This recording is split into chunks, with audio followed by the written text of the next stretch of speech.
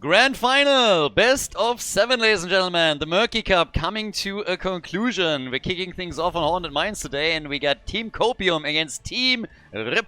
And I also got myself some reinforcements for the grand final, so welcome Trickster to the stream once again. Me, your reinforcements, the old washed-up caster that barely knows anything about this game, and I'm here to support Khaldor and all his love and passion. I hope you're all doing well. Hello! Yeah, it's gonna be nice. So, Tim was a little bit sad because he missed out on casting the Bounty Hunters, who obviously played with Wooby and Breeze. But at least you got Mouseboy. So Masquerade is back for the tournament. And they formed a team here with Banana Age, Masquerade, so we got the Frenchies. And yeah, Masquerade is just Masquerade as usual. He had like some mouse issues already, so it's the days of old again. Is he still wearing robes? Is that still his thing? Like he just shows up and he hasn't shed a camera up, bathrobe? but I would assume that he's in a bathrobe right now. Yeah. I like, honestly, I relate to that heavily. Just the idea of being comfy while playing video games, like, I respect that. So Masquerade, you keep doing the thing. And Banana H, who is one of my favorite support players, is still playing support in this tournament? Are we still gaming? Yeah, I mean, again, he played in quite a lot of the tournaments also damage, because he initially played damage, and then he went back to that. He actually didn't always want to play support, but everybody was just like, you're too good at it, so we're putting you in that spot. But here he has been playing quite a lot of support for the team, but they can also swap things around a bit if they really need to. Okay, and then we know how your brain works. You know, it's why you don't have hair, because you have so much circuitry going on in your brain to be really, really intelligent and smart. So lay it on me. Lay it on me. How is the meta evolving right now? How are our players playing when it comes to your new rules and how this tournament is unfolding? I mean, I gotta say, so far, the whole thing has been pretty fun. In the playoffs, we haven't seen as many bounty attempts as I thought we might get, but people just don't want to risk anything here. They just want to win. So they're trying to dip into the real prize pool. But we've had, especially in the group stage, we had some teams that went ham on bounties, like Raccoons, for example. And even in Team RIP, they did tons and tons of bounty attempts the entire time, but yeah, so they got a lot of that already. The cool thing is that even without the bounties, thanks to the rule that you can only play hero once within a series, we're getting pretty interesting picks as this progresses. And we have seen, for example, Cho'Gall played a hell lot, even by teams that already completed the Cho'Gall bounty. So despite the fact that they don't gain anything anymore by playing Cho'Gall, they still locked him in several times, and I would not be surprised if at some point in this series, for example, we're going to get Team Copium with a ban on him because they're just saying you might try and grab him here, so we're just going to ban that out. Okay, fair enough. And then one thing to consider too is that this is a best of 7, so that means we're going to get deep in the pool of characters towards the end here, so we might be able to see those Murkies, we might be able to see all those fun characters popping up, which is why I'm here. Honestly, when Khaldor's like, hey, will you come cast and hang out? I'm like, is there a chance for a Murky? Yay or nay? And today we have that potential for it to happen. Dude, we had Butcher and Twin Blades variant, okay? So that's a lot that could still happen here. That's worse than Murky. All right. Well, so far our compositions are rounding out quite nicely. We have Johanna, Junkrat, and Anduin if you're Team Copium. And the far right, Haunted Mines having a Blaze and Muradin is a pretty strong start for our red team, RIP. The thing also is that obviously with Haunted Mines, I mean, some of the bans that you already see are pretty much catered towards the map. If you have Sylvanas and Haunted Mines, when everybody goes for skulls in the lower levels, you can just easily push. So she usually gets banned here. Doesn't really get banned all that much outside of this being the starting map. And just if there is any confusion, we actually forced the starting map. So Haunted Mines is part of the map pool, but in this case we actually said, okay, this is going to be the starting map for the two teams. Team Copium then got first pick, first ban because they arrived in the grand final through the winners bracket, so they have a bit of an advantage there. And they didn't have to play at all so far, whereas Team RIP has played yesterday and today as well. I have a question for you and for those that are watching both in Twitch chat and then on YouTube later on. Was Sylvanas a mistake, man? Legitimately, that character breaks so many maps with her trait. Like, sometimes I wonder, like, I come into Haunts every, like, 6 or 8 months to cast a series, and then I look at Sylvanas, I'm like, man, that character is kind of busted. You should tell Kevin that. Kevin is going to be very happy to hear that, as when Sylvanas won Drake.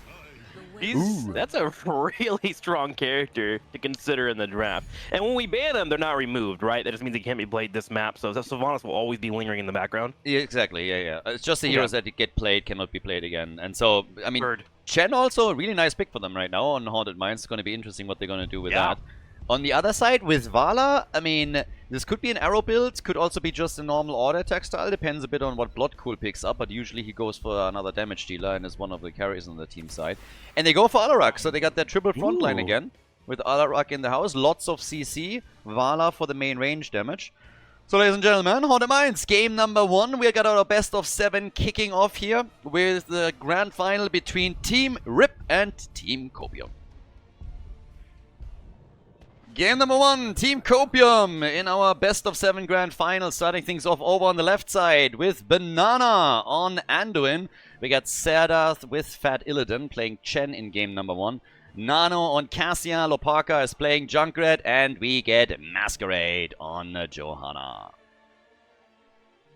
On the far right in the red, AZ on Vala, Kronkle on Murden, Vac on Malfurion, because I can't say his full name, I don't know what it is, and then Sven on Blaze, and then Bloodcool on Alarak, which I actually really enjoy this Alarak pack. I feel like any type of pushing maps that exist in this game, Garden of Terror, Haunted Mines, Tomb of the Spider Queen, having the potential to get a pick can really bolster out that push, and Alarak really gives that to the team, so it's going to be really strong to see, especially with the double tanks here for both Blaze and Murden. In the upcoming patch, I mean, it's currently on the PTR, but they have a lot of Alarak changes where they clearly want to buff him a little bit. And I'm really curious to see how he's going to do then, because currently is a bit of a weird spot. He gets played, but he doesn't really have the best win rate and impact. He's not horrible, but it always feels a little bit off. He feels very hit or miss. Either he really runs the show, you get a lot of stack sadism, the team is dominant, and you're just crushing it. Or he finds himself in that weird spot where he just doesn't have an impact. And yeah, so maybe when the PTR patch, test patch goes live, it could be interesting to see how he changes. For now, we also have him with a stacking build. We have arrows for Vala, and then we have Cassia also with some stacks. So as he's not going for that auto attack style, but we had some pretty decent arrow builds too. It just depends on how much he can stack it early on. Also going to help out a lot with grabbing these camps here, which you already see a little bit of pressure on here on the top side for our red team as they're attempting to grab it. But at the same time, there's a lot of good AoE available for Team Copium. You see them stepping on the left here, dancing around the side. Now all 5 members for RIP have rotated over. A full engage for Blaze in the back line, and now it's a fight for the contest. Who's going to pick it up? The big meaty boys in the front line are grabbing it, but so are the same time here for RIP. Krankle turns around, gets off a Stormbolt, Finn all by himself, but there goes a Murd in Khaldor. And he completed the quest on level 1, so that's at least nice for Alarak, but they lost the camp regardless, so Murden goes down first, and they just had full control. Now they go for Blaze, Sven in trouble, and he dies as well. 2 kills for Team Copium, and they got the pumpkins on top of it. The pumpkins. What did you used to call them back in the day? Oh, hang on, Johanna gets picked off here. The Zappas, right? So that's what we used to call them. We call them the Zappas. I do like the little pumpkins on the top there. That's really, really cute. Meanwhile, the other pumpkins to the north are being grabbed at the same time here. They did lose their Johanna, but they took the time here to go ahead and grab those. And you usually want to grab the Merc camps. They give you a couple of things, as always. You get the pressure in the lane, you get a little bit of experience, and all that really bolsters you out to try to build that level 10. Now, here's the thing. I haven't played this game in a long time. When did the mines open up? Oh, ask and I shall receive. Around 2 minutes and 30 seconds. There we go. The indicator popping up, which means they'll be here around the 3-minute mark. You couldn't have guessed that?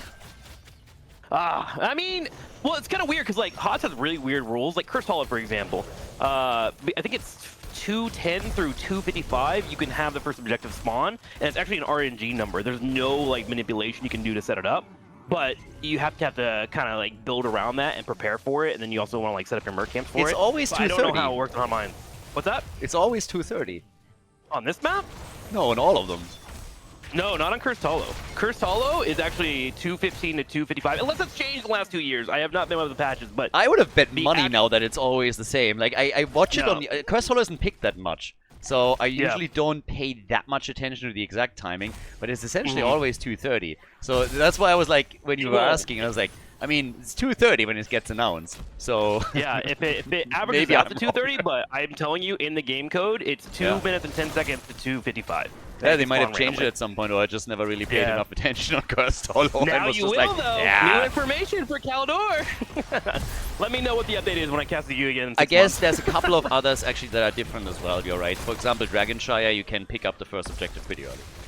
Yeah. So so it's not all of them, but generally speaking, my guess would my go-to number every time that I don't know it 100% would always be 230. So yeah, for most of the map, that's applicable. But yeah, Dragonshire is another example where that doesn't quite play out. Well, in terms of mines being grabbed, we're pretty close right now. 32 to 40 on skulls right now, and then of course we have the big fight in the middle. This is where Murden's really, really strong, by the way. He can go in, poke, harass, get the healing on his passive, come back in afterwards and continue the fight. But so far, Team Copium doing a great job of just controlling pacing as they're already working on grabbing these mines and these skulls below. They got a level 7 talent advantage as well, so for the red team this was one. They jumped back down and then they were like, yeah, maybe not. The worst case scenario at this point would be losing the skulls that were still remaining and then also just losing 1 or 2 of your heroes while you're still trying to catch up in experience. So instead they opted to get themselves a pumpkin camp and grab that quickly. But now we have at least level 7 for them as well. For Alarak, he gets a few more stacks here. He's sitting at 4 now. He has at least completed all of the rewards on his level 1 talent, so that's nice. If they could get a kill on Chen, that would be fantastic and nice. The play from Alarak, and that eliminates the side laner. Job well done by Team Rip. I like it. Yeah. Great job by Murden in particular. He caught the jump for Chen in the middle of the animation, so of course he had to wait for the cooldown to come back in, so they hugged up on Chen and made sure he couldn't get anywhere on that escape. So quick kill is going to help him out. A little bit of pressure on the bottom lane, but nothing too crazy.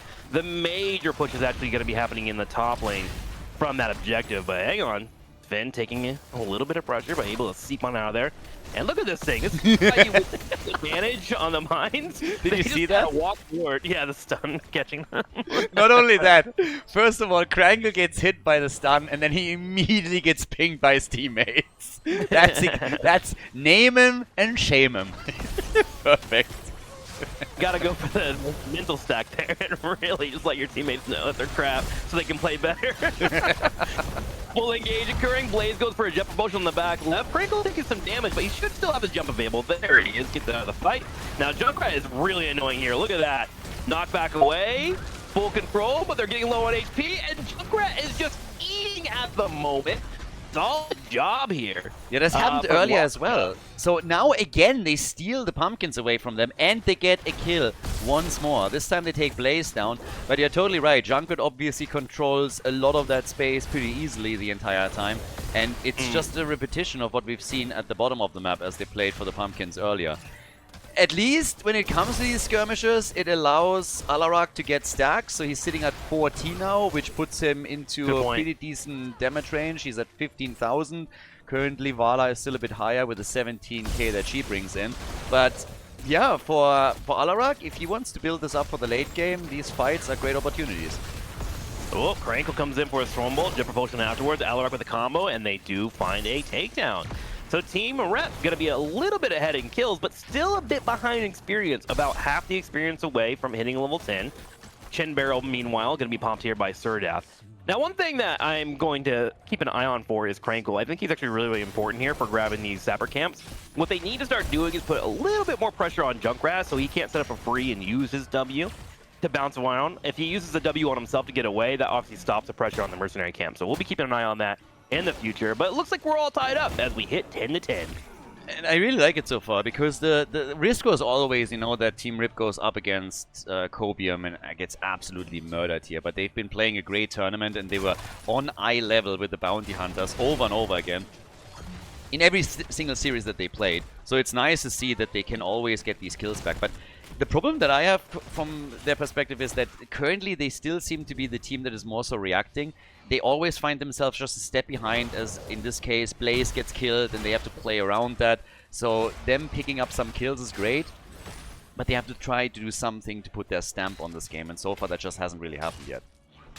Well, they are doing a little bit of a different strat here. They're actually pushing on the top lane, but it's taking them forever to even get to these walls and turrets. They have to kind of wait for the minion waves. And they're starting to lose out on the skull race, 36 to 20 because of it. We did have Krangle below because he can kind of be self-sufficient.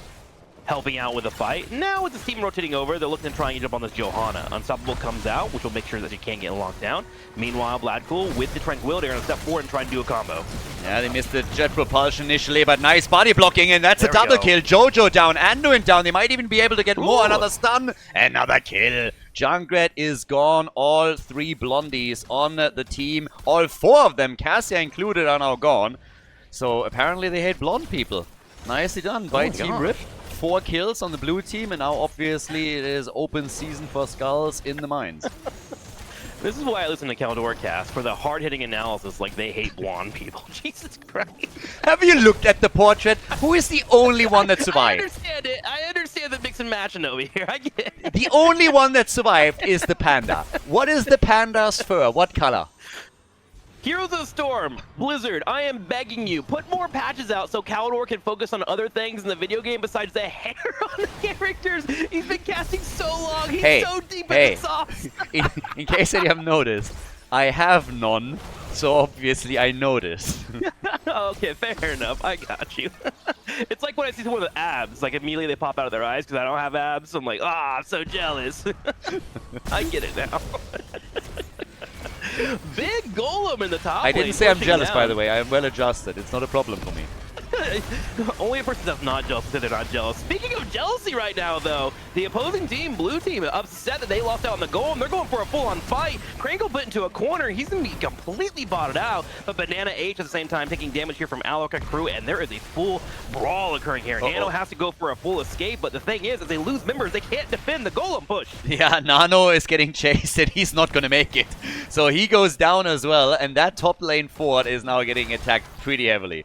At the bottom of the map, Azzy still defending, has of course the arrows and Monster Hunter, so that shouldn't be a problem for them. At the top lane, I don't think that fort stands a chance here. They go for Sven again though, and these plays that we're seeing from Lopaka with Junkrat are really becoming a huge issue for Team Rip. But they are now pulling ahead. It's 10 kills to 7. They get the sadism for Alarak. That's actually great for them. Cassia stacking well too, but Alarak, he is starting to... I mean, he could get out of control here. I mean, I would argue he's already kind of get out of control. Every time he hits a combo on that backline, Cassia, Anduin, Junkrat, they're pretty much done for, especially with the Malfurion able to follow it up with a root. Ooh, Chen coming down though. They are on even talents. They're looking for a fight here, putting Vala in the bottom left corner, but she did a great job of kiting backwards and keeping an eye on her Malfurion. And they will have to back away from the fight. Meanwhile, Big Root comes in. Here's a light bomb. Malfurion got killed mid-air. He got bounced around by Junkrat again. And then in the middle of the bounce, he gets killed. Now they go for Muradin and they drop him too. That's a double kill. So just as it seems that maybe Team Rip is going to get some momentum in the game and is taking control, all of a sudden we have Copium just coming back with a vengeance on this one. Yeah, they're starting to get the takedowns, but they're going to need to grab one of these skulls if possible. And the next one should be a pretty big one. We're past 12 minutes here, and all objectives in Heroes of the Storm do scale up with health as time goes on, as they try to get closer and closer to that, you know, that in-game timer of 20 minutes that Heroes of the Storm is so famous for trying to focus on. So the next one could be a huge one for them. And they already have a couple of bruised forts. If you look down the bottom right and the top right, those forts have already taken damage and there is no wall. So that's probably the major goal here for Team Copium. Meanwhile, for Rip, they want to sustain this lead they have, get to level 16 and try to win a team fight.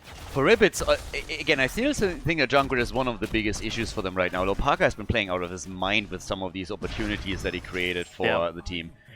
But I'm also still looking, yeah, exactly that. That's Junkrat gone, and it's Alarak with all of that sadism. No! He had 160 sadism, 150, and he just was taken down for such a great kill, and then it backfires. But the fight not over by any means. Malfurion is gone, and they are hoping for a follow-up. Banana H becomes the next target. He may get focused down here. He's low on HP. Some last-second heals will keep him alive for a bit, but eventually he does fall. It's going to be a 3-4-2 trade in favor of Copium, but that might change here as Nano's now being chased down. And remember, when you got a Muradin and a Blaze on your face, you might as well death for, because it's hard to get away from these fights. 12 kills to 13. This game number 1 from the grand final in a best of 7, and they're already going absolutely bonkers. Jojo is down. Now they're trying to go for Chen here. Another Stormbolt hits. He has to kick away. He has no other chance. He has to actually use his ult to get out here.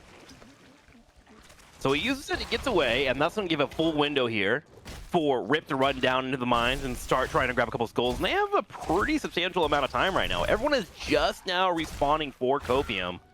And I'm worried that if this isn't going to be grabbed here by Team Rip, we can see them mush in the bottom lane, grab the fort, and potentially even grab a keep there. And at that point, we're getting near the end game. Yeah, I mean, currently we have both teams with a level 16 talents, but the speed with which they're now getting those skulls is, of course, a concern. Jojo was still dead, so she's back now. They can technically try and come down here to fight for, well, for the boss. The problem is that we have 22 stacks for Vala and Monster Hunter on level 7, so they are able to take these skulls up insanely easily, and that's a 100 skull golem 2-0. So they're gonna have a massive push with that bad boy. Well, at least Copium can cope a little bit. They got sappers to come down here for the fort, and maybe they'll get it here. Oh, hang on, it's close. Need a little bit more damage. Come on, minions! There we go. They finally get that pick, so that will give them a little bit of experience coming their way. And it's actually interesting. Look at this for Rip. They bring 4 people down just to dissuade Copium, but they left their damage dealer Vol in the top lane to clear out minion waves. That way that golem, when it does spawn, is going to be something that she can focus down pretty quickly. Hang on, though. Sven may have overstepped.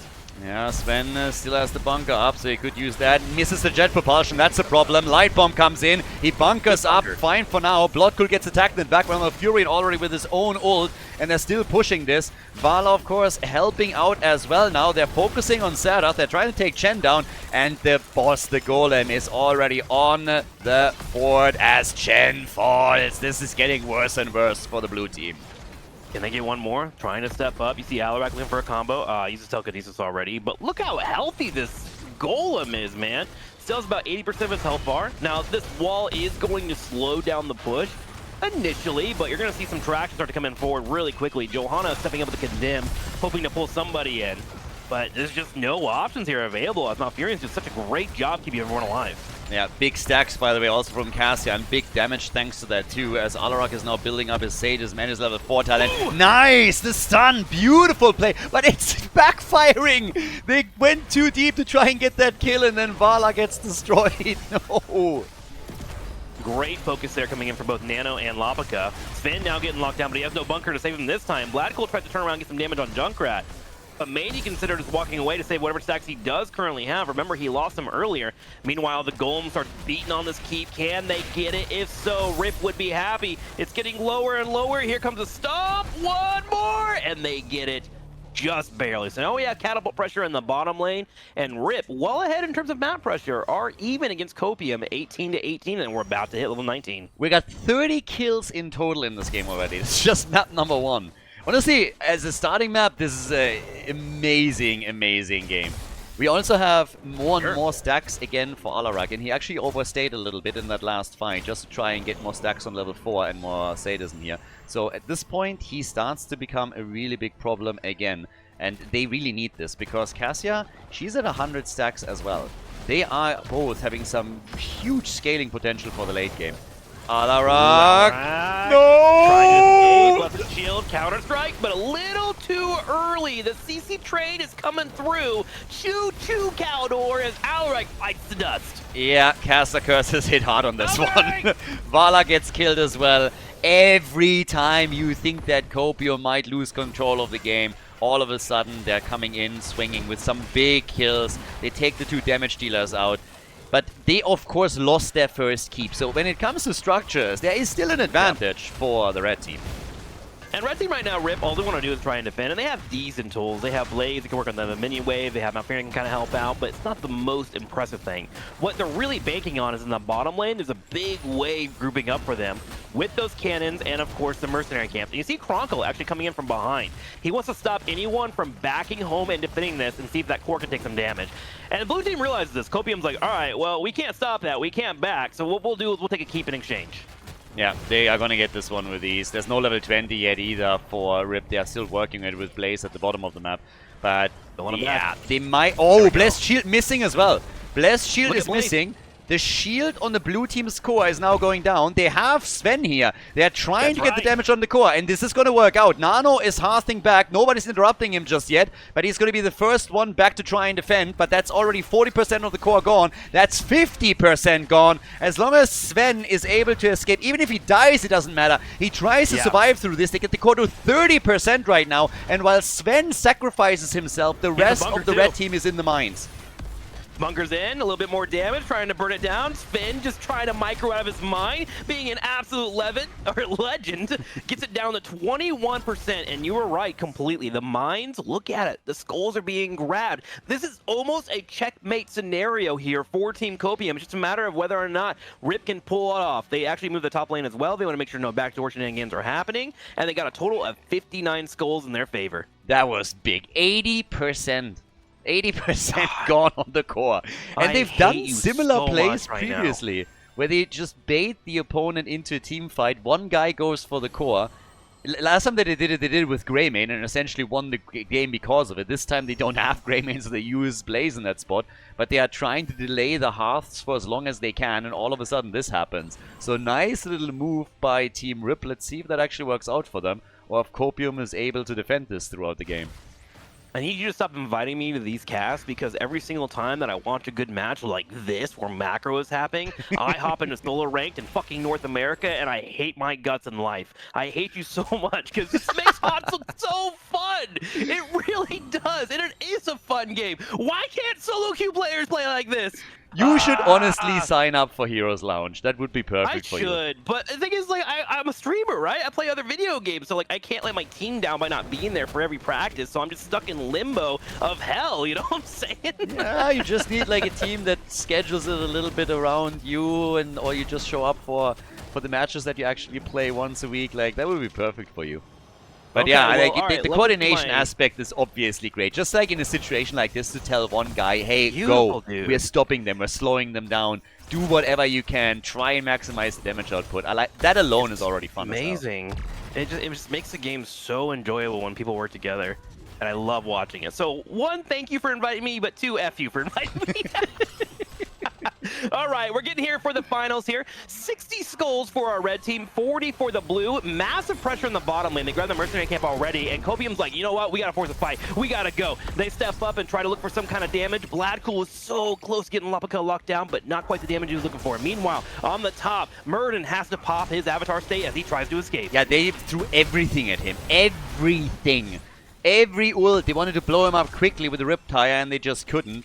We have 108 stacks now for Cassia on her level 1. Sadism is slowly coming back, but we have 50 stacks for the level 4 on the side of Alarak. And with the level 20 talents, we also get Acrobat, which should make it a bit easier for Vala to push as well, of course. They're getting more Siege Giants. And the blue team is just in full defense mode right now. They know that there is a big threat on the core with only 20% remaining. And top side, that boss is already moving in. But they take the Siege Giants, no opportunity for Team Rip to grab them. And yes, here comes the push. The save from Anduin once more. Anduin with the manly hands, bringing in the save. AZ in trouble, though, completely locked into a corner. And now you're at a point where you're Rip, where you have to make a decision. Okay, we're playing around the Golem. The Golem is now our carry. They step up and try to protect it for a little bit, getting it low on damage. Meanwhile, at the same time, Surdin trying to escape here. Murden jumps in on the fight. He gets Valkyrie. He's been CC'd for a year. My golly, gee, he would love to play his character, but he just can't.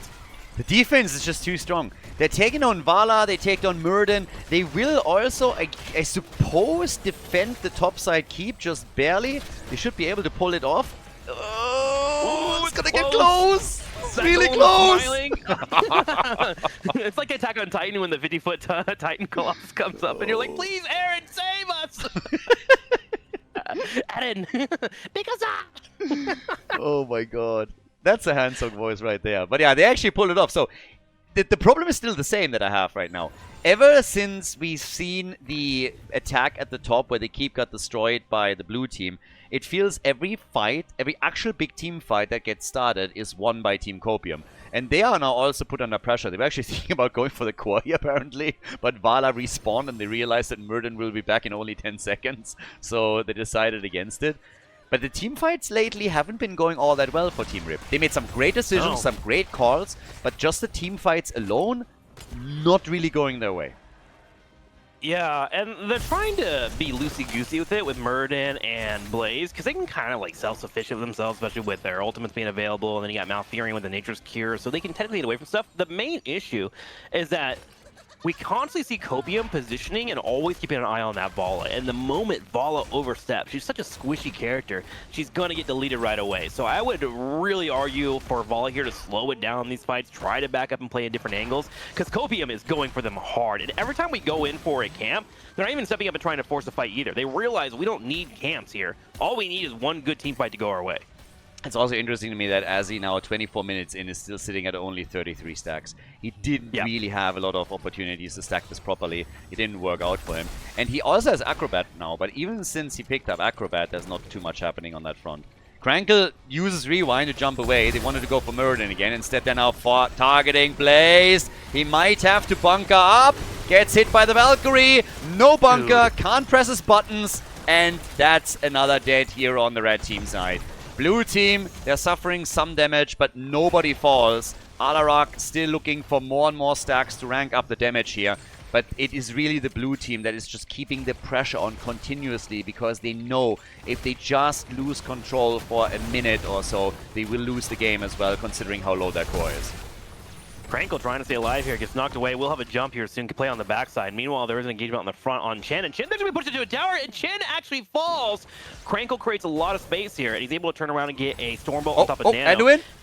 They're getting him? Yes, that's a kill. Somehow. Okay, Copium's gonna have to start Copium in their actual voice chat. I don't know how they threw that there. They got way too focused on Krankle, and then their front line became their back line, their back line became their front line. They got pushed over. Krankle trying to stay alive. No way he does it. Finally, he goes down. Bloodco as well. There's a Blessed Shield, and it's just a brawl back and forth. Yeah, they baited them again. Cassia is just ripping them apart, and that's now 4 heroes down. They might be able to even go for the core here. Catapults are already scratching the shield as he is attempting to survive. I thought they had it. I thought Rip had it. I thought that's it. And then instead, we see them turning it around on Alarak again, getting a kill here. Now Blaze engages, misses the jet propulsion again, and finds himself the target. Where's that bunker? He gets the bunker, but he's still gonna fall here, isn't he? He's trying to get away. Big damage from Azzy. He wants Masquerade. Can't get the kill here. But he might be able to take Lopaka down. Azzy needs his cooldown. And he gets the kill. Junkrat is gone. What's happening in this game? Azzy trying to kite. Got down the Caltrap. Slowing them down here. Trying to dodge out on these attacks coming in from Nano. But Nano's too good at this. He hits every single one that comes his way. 7 tries to retreat at the same time. Looking for an escape here. Okay, so bottom lane's going down and pushing. Top lane is in trouble. And remember, behind all of this, if anybody on the team, maybe not Malfurion, for Rip is able to move it and go for a backdoor, they can maybe take out the core. It's down to 21%. They just have to get to those shields, and it will go down like that. But Copium's aware of this. They are constantly dancing around the middle of the map. They're leaving 1 or 2 on the top side. They're making sure that backdoor attempt cannot occur. But dude, how ridiculous is the situation right now? The blue team pushes for the bottom keep. All of a sudden, they get a kill. Then they are chasing Muradin. They spread themselves thin. They lose the first hero. They lose the second hero. It seems like, okay, this is the chance for Team Rip to win the entire thing, go for the core and end it. All of a sudden, Copium turns it around again, picks the kills up, and then it's just a bloodbath on both sides with people inting, making bad decisions, chaos. Nobody knows what's happening anymore. And it's just crazy. Vala getting that kill on Junkrat and getting killed herself, and now we have both teams back with 5 on the map. We're 27 minutes into this now. That's Heroes of the Storm, baby! And it continues. 44-10 for Skulls. Copium currently in the lead. Rip starting to fight on the bottom of the mines here. Full engagement, but Facilo's in trouble. Able to sidestep. Beautifully done there. Jump in the bunker and turn out some damage. Remember, Vala's not here yet. Vala is their damage dealer. They need it. Vala's on the way, but back is in trouble, trying to get healed somehow, able to sustain for the moment. Aziz comes over. Here's a Stormbolt on the corner, locking down Nano, and that is 3 down for Copium. Rip ahead 4-1 at the moment. Johanna trying to skedaddle with the help of Sven. Ooh, he's able to get a Wandering Keck, so he may be able to escape, but can they hold? That's a major problem here, Khaldor. That has to be it, right? I mean, seriously, once again, Vala moving in, trying to connect those hits. 47 blessed shield. Not again! You can't be serious! serious? They get another kill. Chen goes down. That leaves only Jojo for defense. 20% on the core. Masquerade will try to have to defend here. But we have now nearly 50 kills in this game. And they go for glory in game number 1. Team Rip is moving in and they're pulling it off finally. Wow. It's game. Team Rip with a lead in the best of 7. Holy hell. Before we head into game number 2, make sure that you subscribe to the channel if you haven't done it yet so you don't miss out on any future content here on Khaldor TV. Game number 2, Sky Temple. So we had a bit of a wild start into the grand final, but Team Rip was finally able to win it. It took them a little bit longer than expected, but I gotta admit that for a long time I really thought Team Copium would still win this one, as unlikely as it seemed at times. But what an absolute banger of a starting map. Quick reminder, 10 heroes were played and cannot be played again. And now we're heading into Sky Temple as our second map chosen by Team Rip, as Team Copium opted to have first pick and first ban for this one. Yeah, your YouTube thumbnail better be a large font with blood dripping from it, and it says, "What a bloodbath!" And then Murky Cup in the bottom right. You have a pog face you on the bottom left, and then everyone clicks and enjoys, because that was an enjoyable way to start this tournament. We had 50 kills, I think, on the first map. On Haunted Mines. Yes. Of all the maps. I gotta say, Haunted Mines is from all of the bad maps that we don't see in tournaments anymore because they're just not included in any of the pools. It's the one map that I still think is kind of enjoyable and oftentimes a little bit more balanced than some of the others.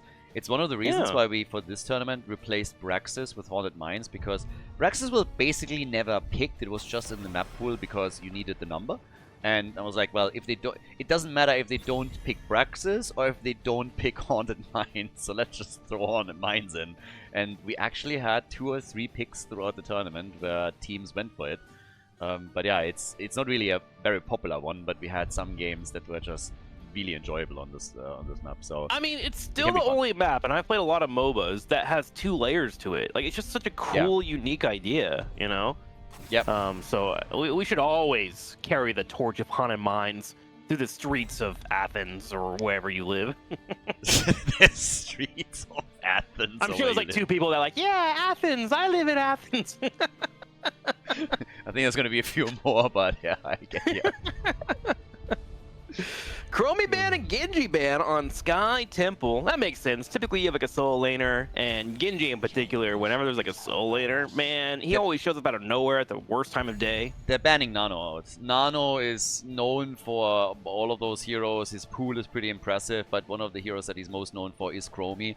So what we're going to see very likely is Team Rip banning Chromie every single time, unless at some point they themselves think about picking her and trying to take it away. That's one of the nice things about the tournament format as well. When you can only play hero once, you don't always have to go for bans. At some point you can just decide, okay, now is the moment for us to play the hero, and then we never have to worry about that hero in the series again. So if you have an opponent that is known for certain picks, you can also try to get rid of them that way. So might be something that we're seeing from them later. Until then, I expect them to ban Chromie out. I love this tournament format. You need to do more and more of these. I want anything that makes people think about drafting more and more. Like, we need to keep going down this road of people understanding that draft is a part of the game. In fact, it's probably the most important part of the game before you even play it. And, you know, this kind of tournament format makes you really tap into that thought process. I'm actually a bit surprised that Sylvanas is now getting picked too.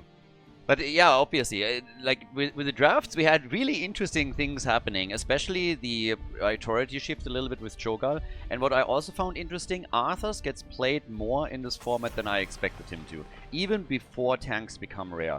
And I think a lot of that was also started by the Americans. Like, we had a US team with Cure, Justin, Prismaticism, and they played a little bit more Arthas. And I think 1 or 2 of the other teams realized, hey, it's not a high priority pick for us, but we should probably play Arthas a little bit more than we currently do. And in triple frontline combos, they then went for him, and that was actually quite fun too. I like Arthas. I understand why he's not really a priority anymore. I understand why other tanks just took over and the weaknesses that he has, but I still have a sweet spot for Arthas just simply because of when the game was released, how big of a role he played back then. Sure, yeah. I mean, he's great for following up on CC as well. And if I'm not I'm not incorrect. They've kept buffing him, right? They've done 2 or 3 patches where they've been hitting Arthas here and there, trying to make sure that he's able to fight at that level. Nothing that really puts him into like a high priority pick, but yes, so he's a little bit more viable there. Ooh, nice. We get Tyrael and Greymane. It's a bit reminiscent from a draft that Bounty Hunters played earlier today against Team Rip on Sky Temple. They also started things off with ETC and used him as a side laner then, and went for Tyrael as their main tank later on. So I would expect that they're switching Crankle onto Tyrael and then use ETC with Stage Dive on the side lane. So that would definitely work quite nicely for them. Then you have Greymane, of course, on top of that too, which they love to play. And then Nano on Thrall and Masquerade with a Nubarak.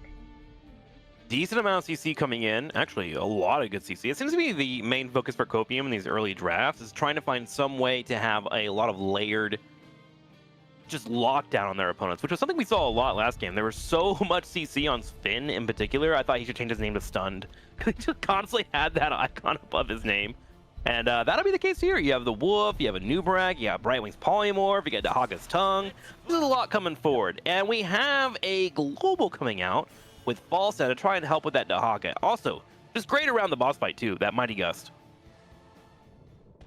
Game number 2, Sky Temple, ladies and gentlemen, off to the races with Team Copium trying to negate the advantage of their opponent. Over on the left side, we have the blue team with Nano on Thrall. We get Banana Age on Brightwing. Serath is playing Dehaka for the team, so we have 2 globals on the blue team side, with Masquerade on a Nubarak and Lopaka with Sylvanas.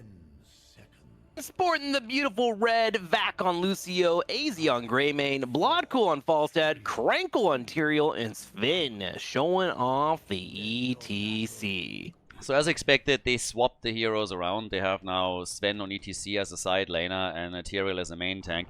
Already going and level 1 straight into Ardent Restoration. I really think that they're going to try and play the same frontline moves that we've seen from the Bounty Hunters, which is essentially ETC stage diving in as Tyrael uses Judgment and then gets the power slide as the second stun. But they don't even need that initially because they lose their healer right away. Nice little play by Copium to net them the first blood in the game. They get the frog with the tongue, which is kind of ironic in its own way. But straight up into the global powers here, there's going to be a lot of strength here for Copium. They have both Brightwing and Dahaka, which is always nice. Sky Temple is one of these maps where you want to try and rotate. Oh, hang on, another tongue coming out. Oh my god, Sir Death. I was unaware of your game, bro. Yeah, my god, looking like a lick of tongue out here. Yeah, you should talk to his girlfriend. She could tell you all about it. Why would that be funny, Khaldor? What? Could you explain why she would tell me all about it? She has a lot of experience. I am told so. Like I don't know. Oh, does he lick letters a lot? Yeah, I've been there. Like because he has to mail him. He has to. I see, and she witnesses it. That's cool. 1 kill to 0 so far. But we have, to be fair, all stupid jokes aside, we have some amazing Dehaka players. Like some of the moves, I mean, EU always has. Yeah, some of the moves that we've seen throughout the tournament is just incredible. You have sometimes guys, you feel like the one tongue that they miss it on purpose just to make the other players feel better because it's just too frustrating. So yeah, they're insane. You get your freebie, throw it out here and there. Yeah, I remember, I mean, I'm a Wubby simp. Like, I loved Wubby from the beginning, but he was like one of my favorite Dahakas to study a lot. Like, wave control and then being able to come in at the right time is such an important skill. And it seems like EU in general just understand that macro and what power he brings to the field, so I'm always excited to see that. While we're talking about the side laners, this is a bit of a rant that I went on a few times already. I'm really salty that they removed ammunition. I think that you could have changed ammunition. I don't think that removing it was really necessary, because the impact that a good side laner had in the game when ammunition on towers was still a thing was amazing.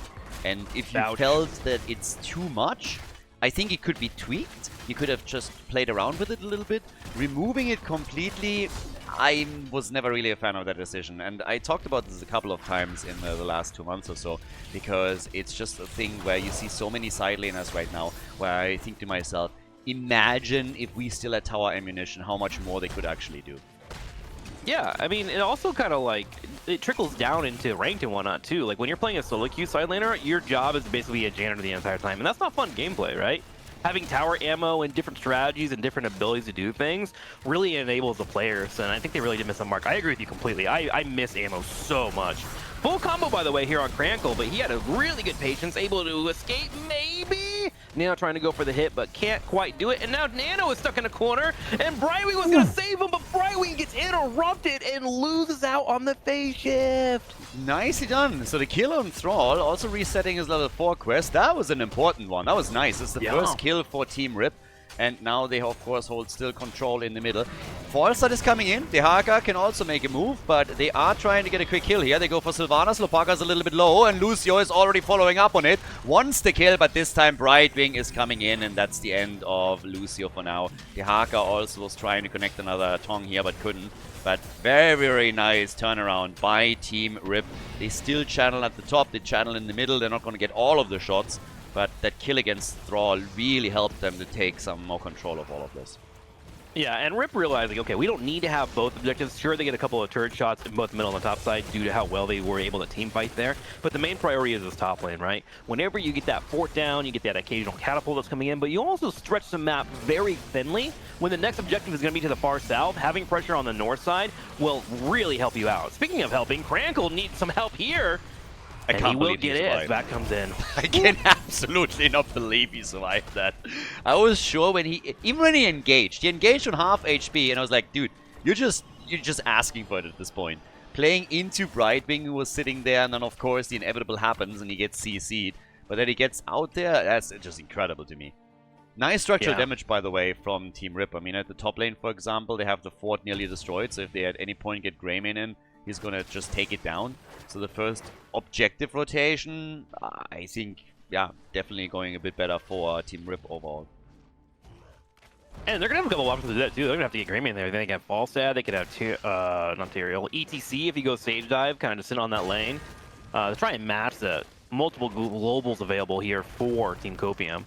Now, we are at a bit of a lull at the moment, as 10 is looming for both teams. Neither wants to make a major mistake and lose anyone here, because if they do, that could be the end of the second temple. And I would argue the second temple is probably the most important temple on this map, because if you're able to grab that and take out that bottom lane, you really start to open up the map, and it starts to feel a little similar to, you know, the pirate map, you know, where you kind of feel like you're getting snowballed. Yeah, yeah. I mean, things changed definitely ever since they also attached the hit points on the fountains to the forts. So now you can't just dominate the bot lane anymore by opening the wall and taking the fountain down. So now the battle is definitely very different. 10s are kicking in, and we should get, yep, their stage dive for ETC as already expected. I mean, we talked about it earlier, so it doesn't come as a surprise. Judgment for Tyrael also as called, so they're probably going to try and coordinate that with stage dive on him. Cocoon in the middle. Used against Lucio, Anubra, Greymane, okay, comes in, they force him back, and yeah, they all disengage, so they're not really committed to the fight yet. Crankle did something really interesting there. Once Lucio got grabbed, he put his Druid on the back line and threatened the idea of engaging fully. So everyone pulled back to handle him, that allowed Lucio to get back. Smart play by him. Alright, Spin and Surya, they're in a 1v1 for the ages up here. And with the E-build coming in from ETC, he's actually able to keep himself nice and sustained and keep up the pressure there and hold that Dahaka in a solid spot. Stage Dive is going to be the choice here. Ooh, Tyrael low on HP. He doesn't have an ultimate, so we got to be careful. Sunring comes out, big mighty gust, and here comes the Stage Dive. And the stun! They get the stun on Dahaka, nearly the kill. He barely was able to go and burrow out. That could have been a kill on the side laner, but nicely done also. The Sundering just barely missing Tyrael, or it could have been a kill. And then Falstad comes in, gets the gust going, and now they can re-engage into the fight, which they immediately do. But the attack on the front, Isolation is out there as well. Tyrael in a bit of trouble. Crankle is trying to get out, survives for now, and they're pushing the team off the point as Thrall completes his level 4 quest. Judgment just came up. He's going to go ahead and use it, then use his trade to come afterwards. Trade value is okay. Solid. It's a little bit. in trouble, though. I'm honestly not sure if it was really worth it to engage there with Judgment. He was already nearly dead, and they still decided they wanted to go. ETC, no way, he gets out. That's crazy. That's actually crazy that he made it. I think Tyrael was trying to go for the anime moment. You know, low on HP, power up, charge forward, get a couple of takedowns, sacrifice yourself for the name of the team. You know, very studio trigger. Yeah, maybe he saw these Li Ming. Yeah, maybe. I'm a wizard. Wait, no, I'm not. Oops, wrong character. Whoops. Trade activated. Oh yeah. Value. Merc can't be grabbed on the top side. We are very, very close in levels. And remember, the fort went down the top left, the fort went down the bottom right, so they will offset each other. But the main appeal here is for Copium. With them able to take out that bottom turret, they now have a boss play available to them that can do a lot of damage, which is not really the same here for Rip. Top lane is nice, but not always the be-all, end-all for winning the game. Krangle is at this point just a juke master. Honestly, somebody gave him a challenge and he was just like, hold my beer. That's what's happening here. He is just juking around with half HP, re-engages with Judgment, then he jumps in, dodges the next Sundering, runs a circle around them, jumps back out. The boss. There's some bet going on, for sure. Now they're going for the boss too, but honestly, they have Gust, so as long as they position well here, they should be fine. ETC jumps in, not taking it, Cocoon and falls dead, and they grab it, easy. Oof, that was almost a massive play, but Rip are able to play anyways to get the full engage afterwards with ETC and crew, and now Surdath is in trouble, and Rip is going to put 2 members into the ground, looking for a 3rd, 4th, and 5th, but sadly there is a lone fort here blocking the way. With that being said though, all Merc camps are going to Rip right now. They have a Knight camp in the top lane pushing during this push in the bottom, as well as a boss and a giant. This is devastating for Copium. It was a huge fight too. I mean, first of all, that boss with his slam, with his stun, actually zoned some of the heroes out, and then they got the kill on not only Dehaka, but they were also able to take Sylvanas out. So that was huge. The fort at the bot lane now destroyed. Top side gets pressured, so even there the wall is taking damage. And they can still now make a play for the middle as the boss continues to march through the bot lane. So Rip with a very cool call, and it worked out perfectly for them. They get the boss, they pick up kills with it, despite the fact that the initial move from Team Copium wasn't that bad. They tried with the Falstad Cocoon, but even without it, nobody really focused onto the point, and so the boss was taken, and from there, it just fell apart.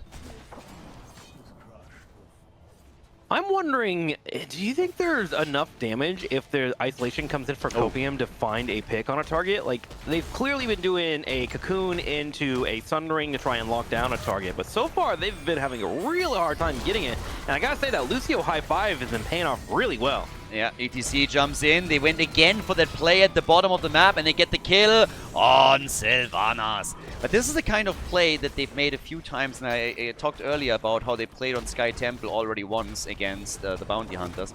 And you could just see it here too.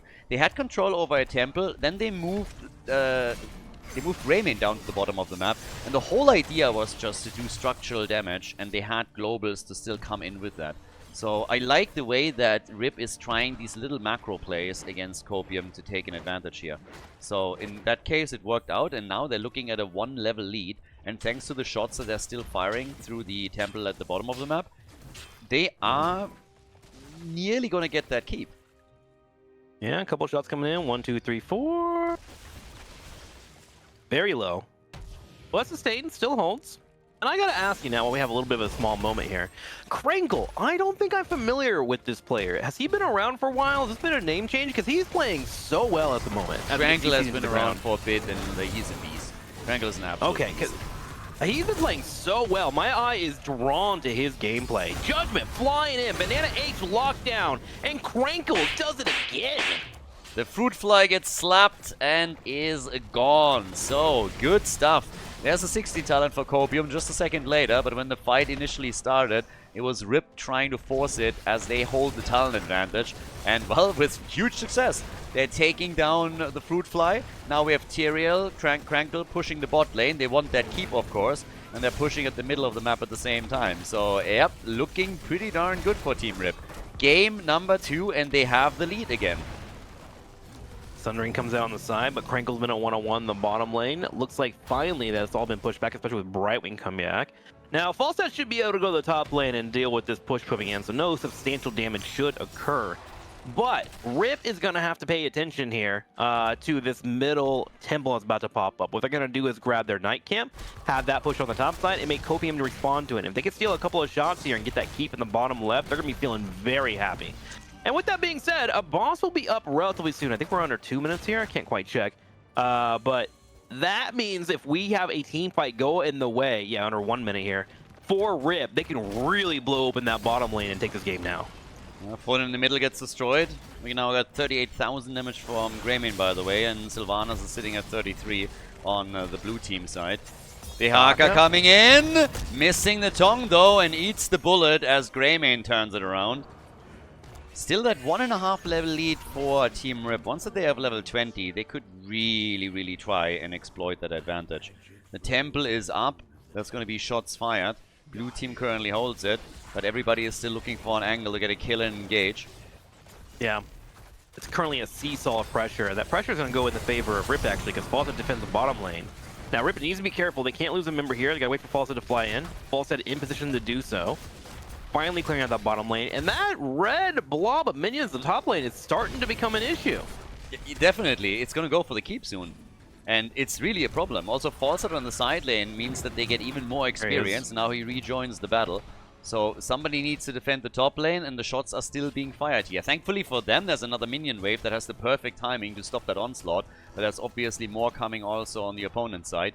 Boss is back up, and the problem for Copium is that they are fully aware that 20 is close for their opponents. And once they have 20, they can definitely go for that boss or try and force a fight, get a kill, and then turn on the boss and continue what, finish what they started at the bot lane. I do like the dancing that happened there, though. They were trying to bait out a fight on Krankle. Rip was, and they had back in a position to immediately give the high five to keep him alive.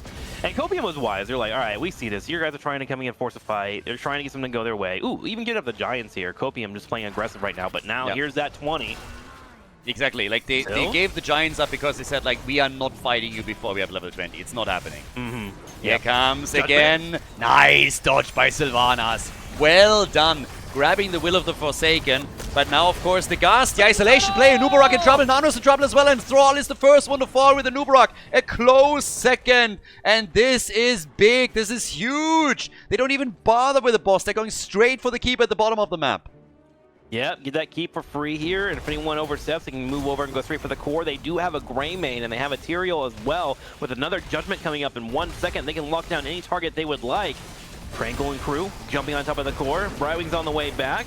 Sven coming in for the peel. There goes the Judgment on the back right, but not to get a kill. It's just to slow down their pressure. Greymane bringing in those big giant paws. Slash, slash, slash, and he'll go up 2-0 with the rest of his team as they win 20-19.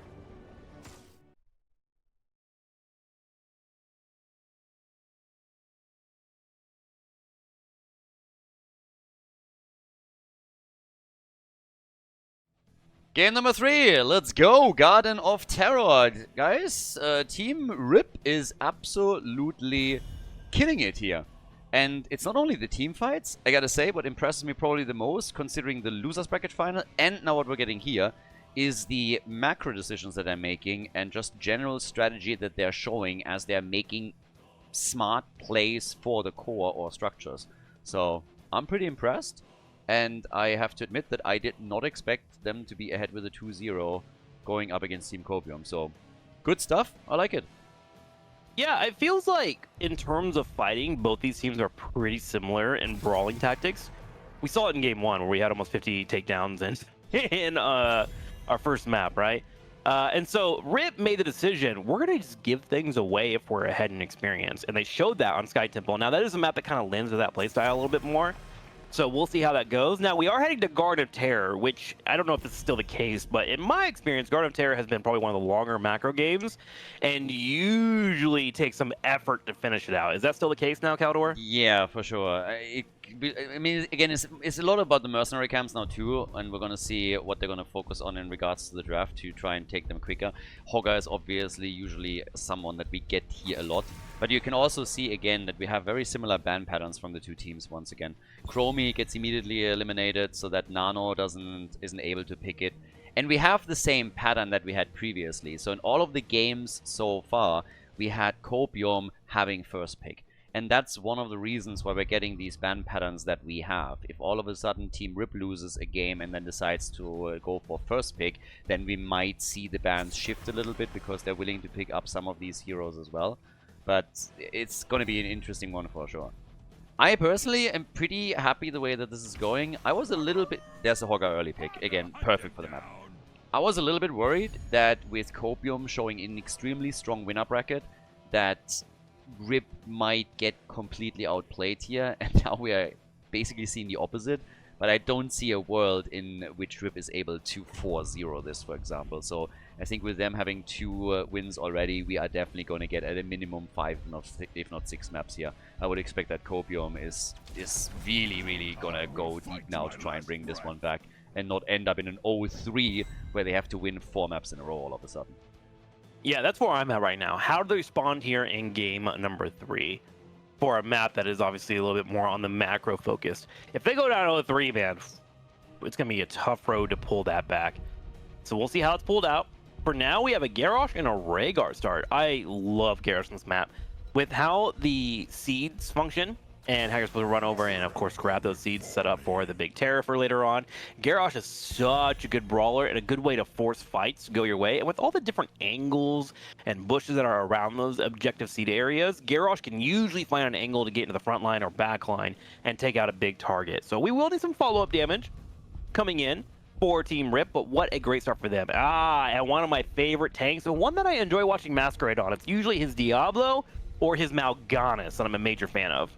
You're going to have a lot of fun, I think, also with watching Kranglo and Garrosh. He's usually quite strong on this one, so this should be quite nice.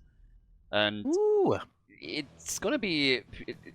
Vasilisco on Malfurion later would be another one to really watch out for. But so far, the day has been an absolute blast. I mean, the Losers Bracket final was incredible, and I was already worried. I was like, there's no way that the Grand Final can keep up with this. And now we had the first 2 maps, and they were just both amazing. And I'm like, okay, this is going to be good. But I'm curious. I'm really curious to see how Team Rip is now going to play this, and even more so if Team Copium can bring this back. It's actually kind of funny that you talk about how reverse sweeps are so difficult, because I totally agree. Team Rip has already fallen victim multiple times to a reverse sweep in the tournament, though. Oh, really? Do they just kind of run out of steam? Yes. They lost, for example, to the Bounty Hunters in the winner bracket after being in a 2-0 lead, so they're definitely going to play this one without getting too cocky, even if they take another map, because, yeah, it backfired against them already once. Is that Jimmy Raynor, lover of Kerrigan and winner of StarCraft 2? Yep, it indeed is. So, Jimmy is in, and we get Malsael. Jimmy, this early is interesting. I mean, again, heroes cannot be played twice, so now 20 heroes have been played and are out, but you still have a lot of other auto attackers and damage dealers that I would have expected them to take over Jimmy and then maybe go for him later on. I should probably also point out that Battlefield of Eternity was banned as a map, so you don't have to keep him in reserve for that if you're willing to play him at some point. DOE is not going to be taken. But Jimmy is going to have a bit of a tough time potentially against the Hogger engage, Diablo engage, Zeratul coming in, so could get tricky. I think he's a good pick here in general because of how they're setting up their draft. It is clearly we are picking one target and deleting it. You have Garrosh and now Imperius that gets on top of that as well, but Malthael, the Last Rise, Raynor with the focus on a target. Like, even Diablo here, who can get relatively tanky, might struggle a lot. Banana H is going to have to be on point with its Aegis. Well, guys, we're ready. Gun of Terror, map number 3. Let's go. Copium against Team Rip. Game number 3.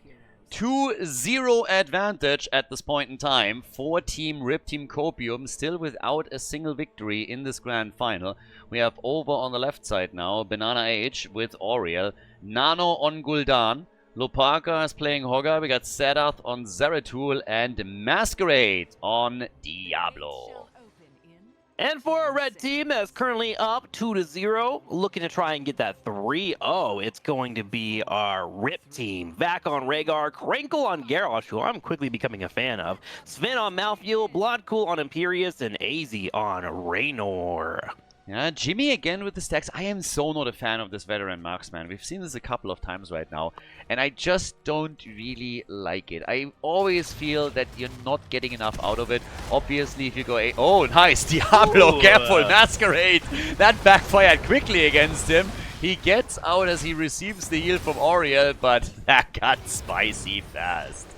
That was a 45 too. There was no Malthael there. So Rip was trying to set up a potential takedown. Not quite getting there. In fact, Raynor almost got picked off. But yeah, back to your point on this level 1 talent for Reynard and stacking it. It is kind of awkward because you have to do 3 auto attacks and then you get the 3rd stack on it. So you have to like choose when you want to go in for the pump ups and whatnot. And I would argue it's pretty good against like double frontline, like when we saw Blaze and Murden earlier. That'd be nice. But the composition here for Copium is going to be a little bit more spread out than you would think. So getting those stacks are going to be harder to do than you would think. One of the problems is just simply, if you want to match the same damage output that Ace and the Hole gave you, then you need a lot of stacks. And obviously, to trigger Ace in the Hole, you need to play around the abilities of your teammates and the slows, the stuns. So there is an extra component. But for most of the Jimmy players that we've seen, they're just never getting to a stack amount that justifies it necessarily. So they value just the ability to trigger that by themselves and not having to rely on anyone else. But it is tough to stack it properly into the late game, even in the best of circumstances. It doesn't mean that it's a useless talent or anything, but obviously you really need to ramp this up pretty quickly. And if your opponent doesn't give you the early game brawls, then it can be difficult to get a lot of use out of it. Obviously also Behemoth armor, so if you can participate in brawls, that's great. More than anything else, I'm probably questioning a little bit of the timing of the pick itself. There is one good note to add on top of it, just to be pro camp for it, is we are on Garden of Terror, which typically are longer maps, so that does give you more opportunity to stack up, but totally an interesting talent. So we'll have to keep an eye on it and see how that pays off for Mr. Raynor. Obviously, he believes that he can pull it off, but right now, walls are being opened up. Top lane, you see some pressure going in. Unstoppable coming up. Frankel trying to go for a combo all by himself here in a 1v3, but he's got teammates on the way as they rotate over. Bladcool trying to help out as well as they focus Banana. There goes Banana. Nana will be next. He's trying to get the turret, but he actually missed it. I think he had an E on his quick cast and actually hit the gate instead. Yeah, that's a double kill. That opens the game up with a kill on Gul'dan and on Oriel. So very nice rotation. Initially, Garrosh engaging, and then he just primes the kills for the rest of the team, and now the team in red can move through the top and do their job there. A little side story, by the way, when it comes to Jimmy. In the tournament before this one, in the Anniversary Cup, it was interesting because the team around Dino wanted to make Jimmy a thing. So in the first group stage, they started to pick Jimmy. They played him a lot in scrims, and they were just like, "Oh, Reyna, you know, the new hot thing." And other teams started to pick that up as well. So Jimmy was actually played by a few teams, but mainly by them. And it all, I was from the beginning a little bit, I doubted it quite a lot because I said, like, I like Jimmy, the damage output is nice, he's reliable, but the problem is still the same. He can easily be targeted, he doesn't have an escape tool, and if you coordinate attacks well around him, he just goes down. And that was in a tournament without, you know, the rule where you limit the hero pool from map to map. So, long story short, Jimmy got annihilated in quite a few games, and very quickly one team after another abandoned him as a high priority pick. Now we can still take him, but he was just not worth getting picked super early as the new high priority damage dealer all of a sudden. So yeah, that trend disappeared very, very quickly. Heroes of the Storm has its own Mean Girls story is what I'm hearing. Have you seen Mean Girls?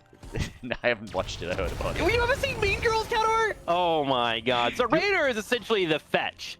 There was a girl in Mean Girls that was trying to make the phrase fetch a thing. She'd be like, oh, that's where that's where the meme comes from. I know the meme. I know the meme and I've seen the thing. I just don't know that it's from that show.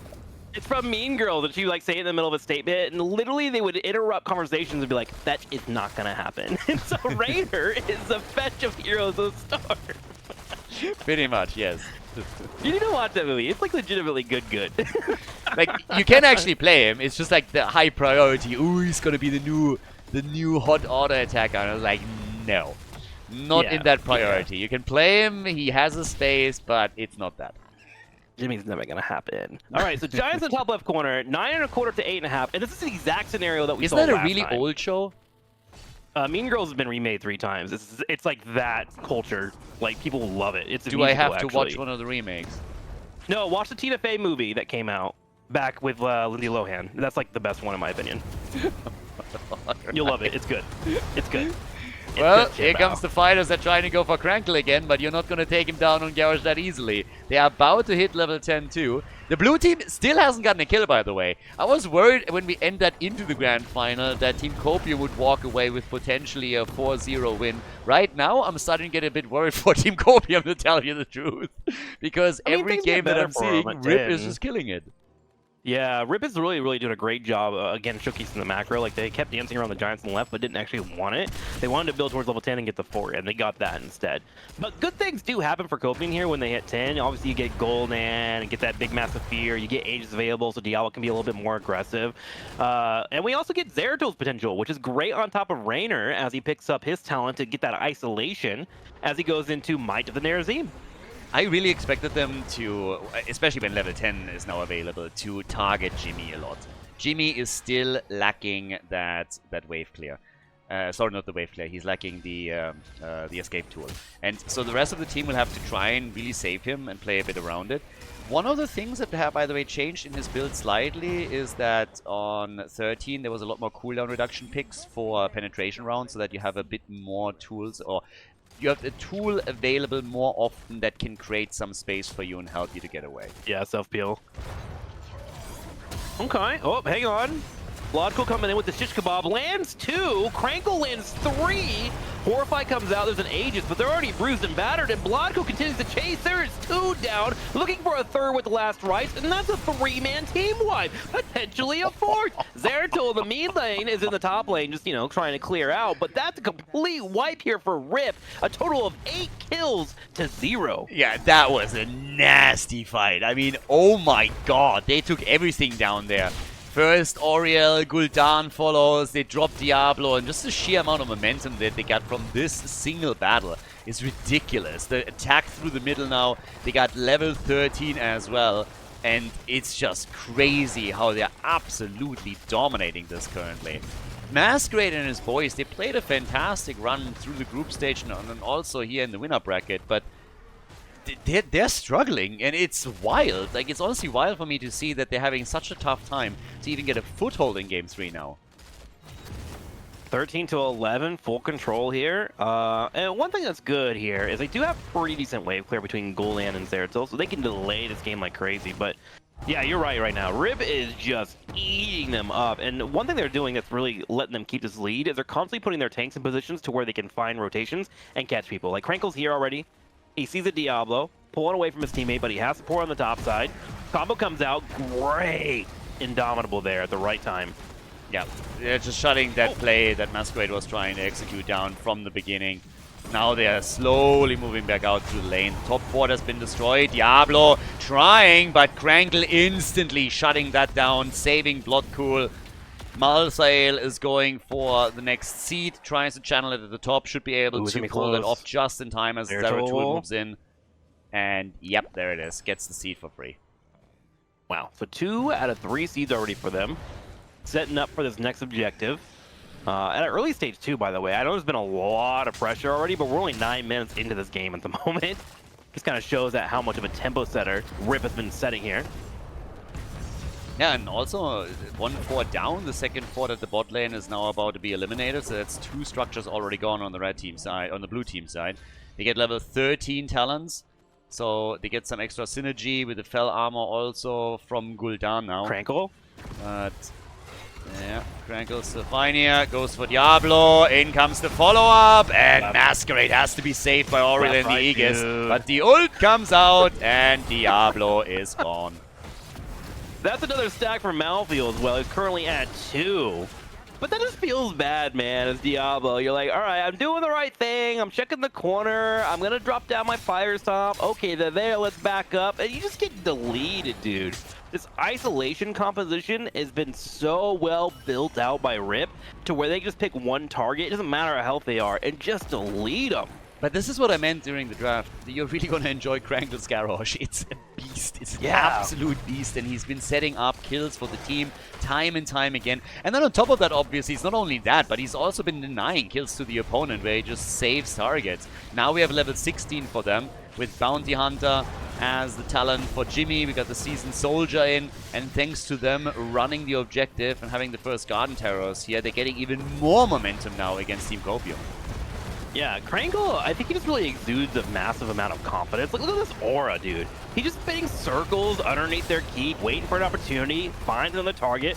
Horrify comes out, but runs over to his terror, so he can use that big stomp as a way to dissuade the opponent. And they find one more pick. Poor Masquerade, dude. Yeah, he's feeling the pain today. Diablo, they just used 2 ults to save Diablo, and it didn't even work for them. They used Aegis, they used Horrify, both of them backfired. Now Nano is dying as well. 11 kills to 0. Team Rip is going through them like hot butter through cheese. Taking one hero down after another, just slapping them from one corner into the next.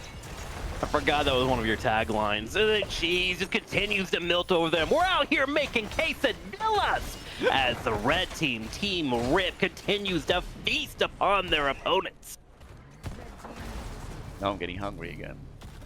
You want a quesadilla? You can have a quesadilla. I'll give you permission. You got this. You get a pizza. Nice little cheesy. But yeah, I gotta say, Copium, they are struggling so much. Yeah, I'm so impressed by Rip.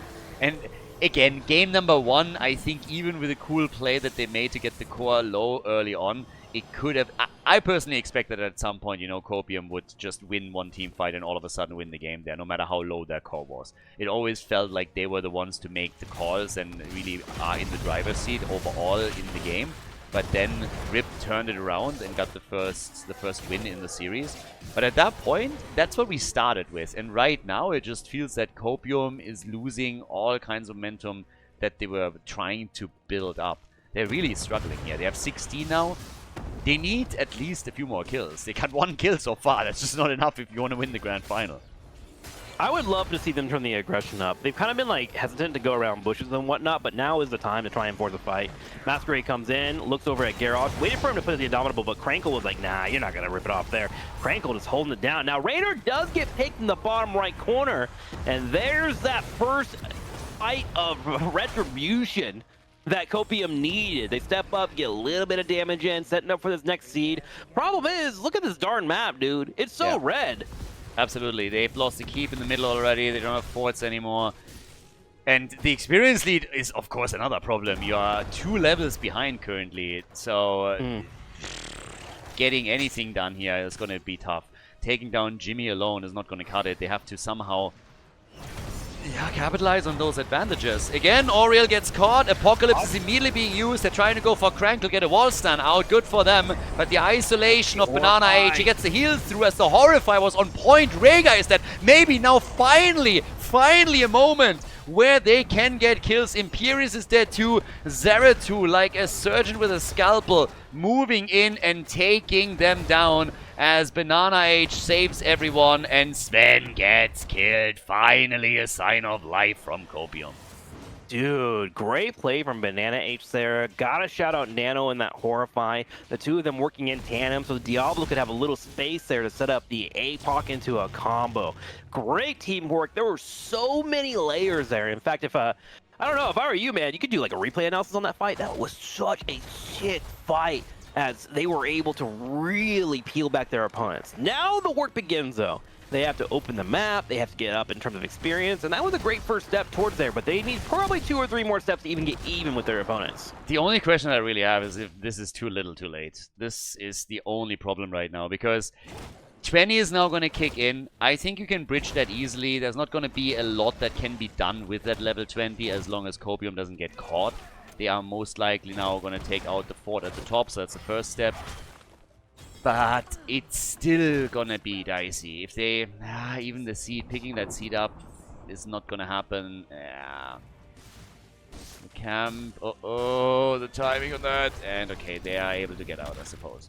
So 20 is ready for Team Rip. So for roughly half a level, we're gonna see Team Copium play this a little bit slower and safer. The seed will be given up to the red team, which isn't a problem in and of itself. But the fact is still that for Copium to come back, I think they need an objective at some point. Okay, they can give the seed away. They do. A little bit of pressure there. This is certainly a situation where Zeratul can probably be a little bit more aggressive on the map with his ability to be, of course, stealthy and blink heavy. He can maybe start threatening that keep in the top right corner. Because one thing you want to do against the composition for Team Rip is not let them be grouped up. And them having map control is one of the reasons why they're able to group up and get these isolated kills. And Zeratul could be a great candidate for trying to split them up. You get 1 or 2 to try and lock him down, and then your team comes in and swings it for a fight. And maybe while one person is just slightly off on the rotation, you find your ways to come back. It's actually insane to me how safe, you know, is in the middle. Always blinking back out, going in, 1 hit back, 1 hit back. I mean, there's no reason not to do it like that. It's the safest that he can, but it just shows that they're fully aware we can't get caught until we have 20. And that 20's about to hit. Just a smidgen away. Bottom wave will get it for him. There it is, level 20, and we are tied 1-1 in seeds. All comes down to management for Copium on how they handle the minion pressure coming their way with the catapults and how they get this fight. They can technically give away this seed if they need to, but they need to get something in exchange for it. If it's map control or even a fort, they need to find some way here to get this map opened up, because sitting back and slowly dying is not the way to win. Also, a lot of terror on 20 for Diablo, so he is really paying tribute to the fact that Krankle and Imperius have been isolating him all game long, and that he just keeps dying to those plays. So they just came in and he's like, I have a lot of terror. If I get fully isolated, that gives me a bit more survivability, and maybe then Oriel can get close enough for an Aegis, we can save and we can turn the fight around. On top of that, though, they gave up the next seed, so that is 2 seeds in the hands of Team Rip. Next one has to be fought over, and the position of the next seed is going to be very advantageous for Team Rip. It's on the right side. Big flame on the side. Oriel gets put into a corner, has the heals, doing okay.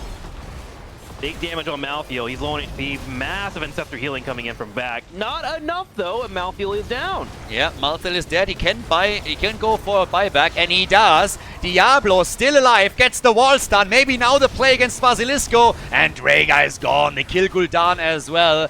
The orcs are dying all over the place. Jimmy is not getting attacked here, as he's still with a little bit more damage, as we're seeing Diablo engage once again, and they get the kill on the auto attacker. Masquerade is also low, and they abandon him. They absolutely abandon him. They just said like, yep, see you later, dude. It was nice knowing you. And now Diablo, of course, respawning. The top keep is taking damage, and we're gonna see Garden Terrors for Team Rip again. Even when they win the team fight, they lose. Yeah, that buyback really coming in here for Malthael. But the major story of the game is that massive camp in the top that was pushing the entire time. The reason why they abandoned their Diablo is like, all right, you have Devil's Due, you can come back. We need to stop the top lane from taking out our keep for free. And even with them backing, it still went down to under, what, a 200 HP? That thing gets sneezed on, and it's going to be taken away from them. And with Terrors coming, and all 5 spawning, for Team Rip, they're in a prime position here to go up 3-0. Yeah, it's just wild. I cannot believe that even when they won the fight, they essentially lost it. Because they nearly lost the top keep. It's gonna fall now. And they didn't even get the objective, like the seed. So they got the kill majority. They were able to just finally take a team fight, and it just didn't do anything for them. So, yeah, it's all a bit too little too late, as I said earlier. Yeah, looking for opportunities again. Here comes the hit on Oriel. Banana Age is low. First heal is out. Aegis being used. Ancestral as well. Horrify. Here comes the shockwave, and Rhaegar is gone. Jimmy trying to get some attacks, and they finally do get one at the 2-for-1 trade. Meanwhile, the Terrors are pushing down on these keeps in the bottom lane. So all Rip wants to do is just try and buy as much time. Sven trying to get that death touch here to provide the heals. Can he get enough? Finally, Hard comes in and puts him into a wall.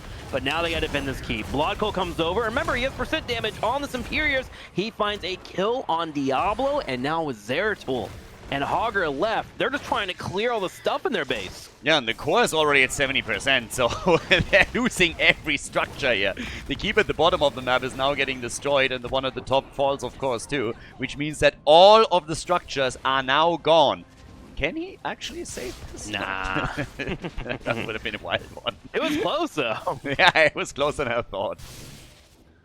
Insane. So, now the whole dynamic of the game changes. Copium's going to be on permanent defense, and Rip essentially just wants to make sure that they get into a team fight, they walk out with a number advantage. If so, eventually this will be a war of attrition and then get the win. But I will say Team Copium is doing a better job of getting top all that back line. The main focus for them has been to take out Rhaegar first and then Jimmy afterwards, because they don't want Jimmy to become fetch. And Jimmy right now is looking pretty fetch to me, Khaldor. I mean, to be fair, at some point we had 12 kills to 0, now it's 11 kills to 17. So they're doing way better in those team fights. The problem is that it just started way too late in the game to lean in their favor. They need to take at least the fortress out. That's the minimum. If you have catapult pressure on every single minion wave against you, you're gonna lose the game, just if your opponent plays it slow. So, next team fight, they're trying it again. Aegis already out for the save. Lord of Terror used. Here comes the ult from Imperius as they're moving in again. And Diablo is in trouble. Masquerade. They get the Rhaegar kill. Rhaegar is gone. Nano is safe, but then dies to Malthael and another last rites. And now Oriel is gone. This seems like it's gonna be the end. They lose Zeratul. They lose Diablo. This is too much for them to handle. Team Rip is insane today. They are absolutely crazy today in this best of 7. Yeah, I love the focus for Copium, but the main issue is that he got his ancestral healing off twice, which allowed for him to get those heals up to level 20, and they just weren't fast enough to find their takedowns. He's actually low on HP and was praying he had a Rhaegar. But with a little bit of HP, Jimmy comes over, he drops some pepper on the core, and Rip is going up 3-0. That's so fetch.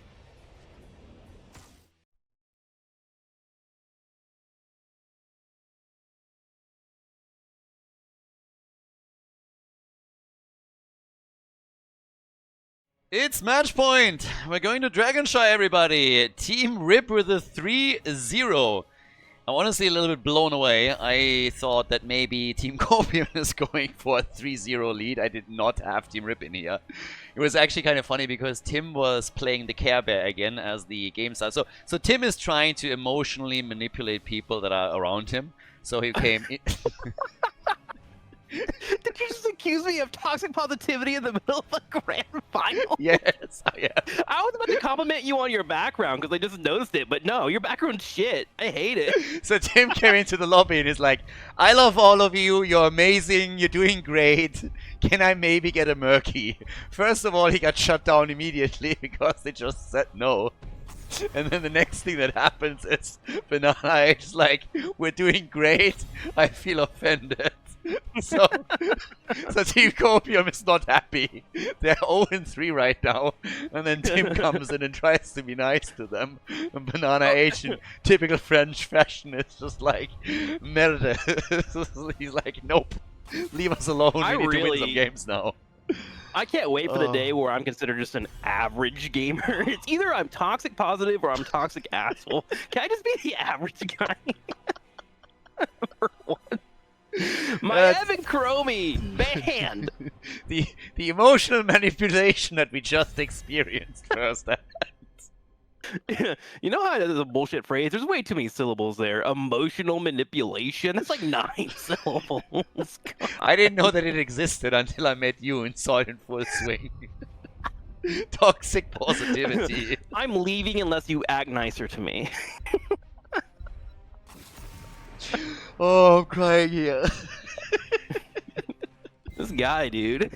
See you in 6 months, Khaldor. I'm out. To put some context on this as well, Tim was acting all nice in chat, and then we had a guy in Twitch chat being like, Tim, you need to unban me on your stream. I'm banned, I don't know why. So Tim goes into his chat, checks the logs, and it turns out that the guy was actually stream sniping him on a cast, insulting him in the chat, and all of that happened on his birthday. Yeah, got banned on my birthday in 2020. That was 5 years ago. I'm willing to let it go. All he has to do is say, sorry, my bad, man. I shouldn't have treated you that way. And then we're good. Hanzo first pick on Dragonshire. Woo. Yeah, this is usually, I mean, they're honestly, okay, let's focus on the game a little bit. I mean, so many things happening. Arthas, I talked about him with you earlier. Alrighty, so here we are. Yeah, we had a little bit of a drop. One of the casters unfortunately disconnected and apparently is not going to make it back. We can make fun about American internet in just a second, but there's so much stuff to talk about right now. We get Arthas. I talked to you about Arthas earlier, that we see him a little bit more often, and now we have him in the 4th map. So 30 heroes have now been played and cannot be played again, But you still have plenty of main tank alternatives, and they are going for Arthas here, pretty much as a super early pick. But Hanzo taken is also interesting to me, because Hanzo is something that both Nano and Lopaka play, so Team Copium is in that weird situation, well, in that great situation, where they can play the hero with both of them. So they can really shift things around a little bit, depending on what else they want to pick here.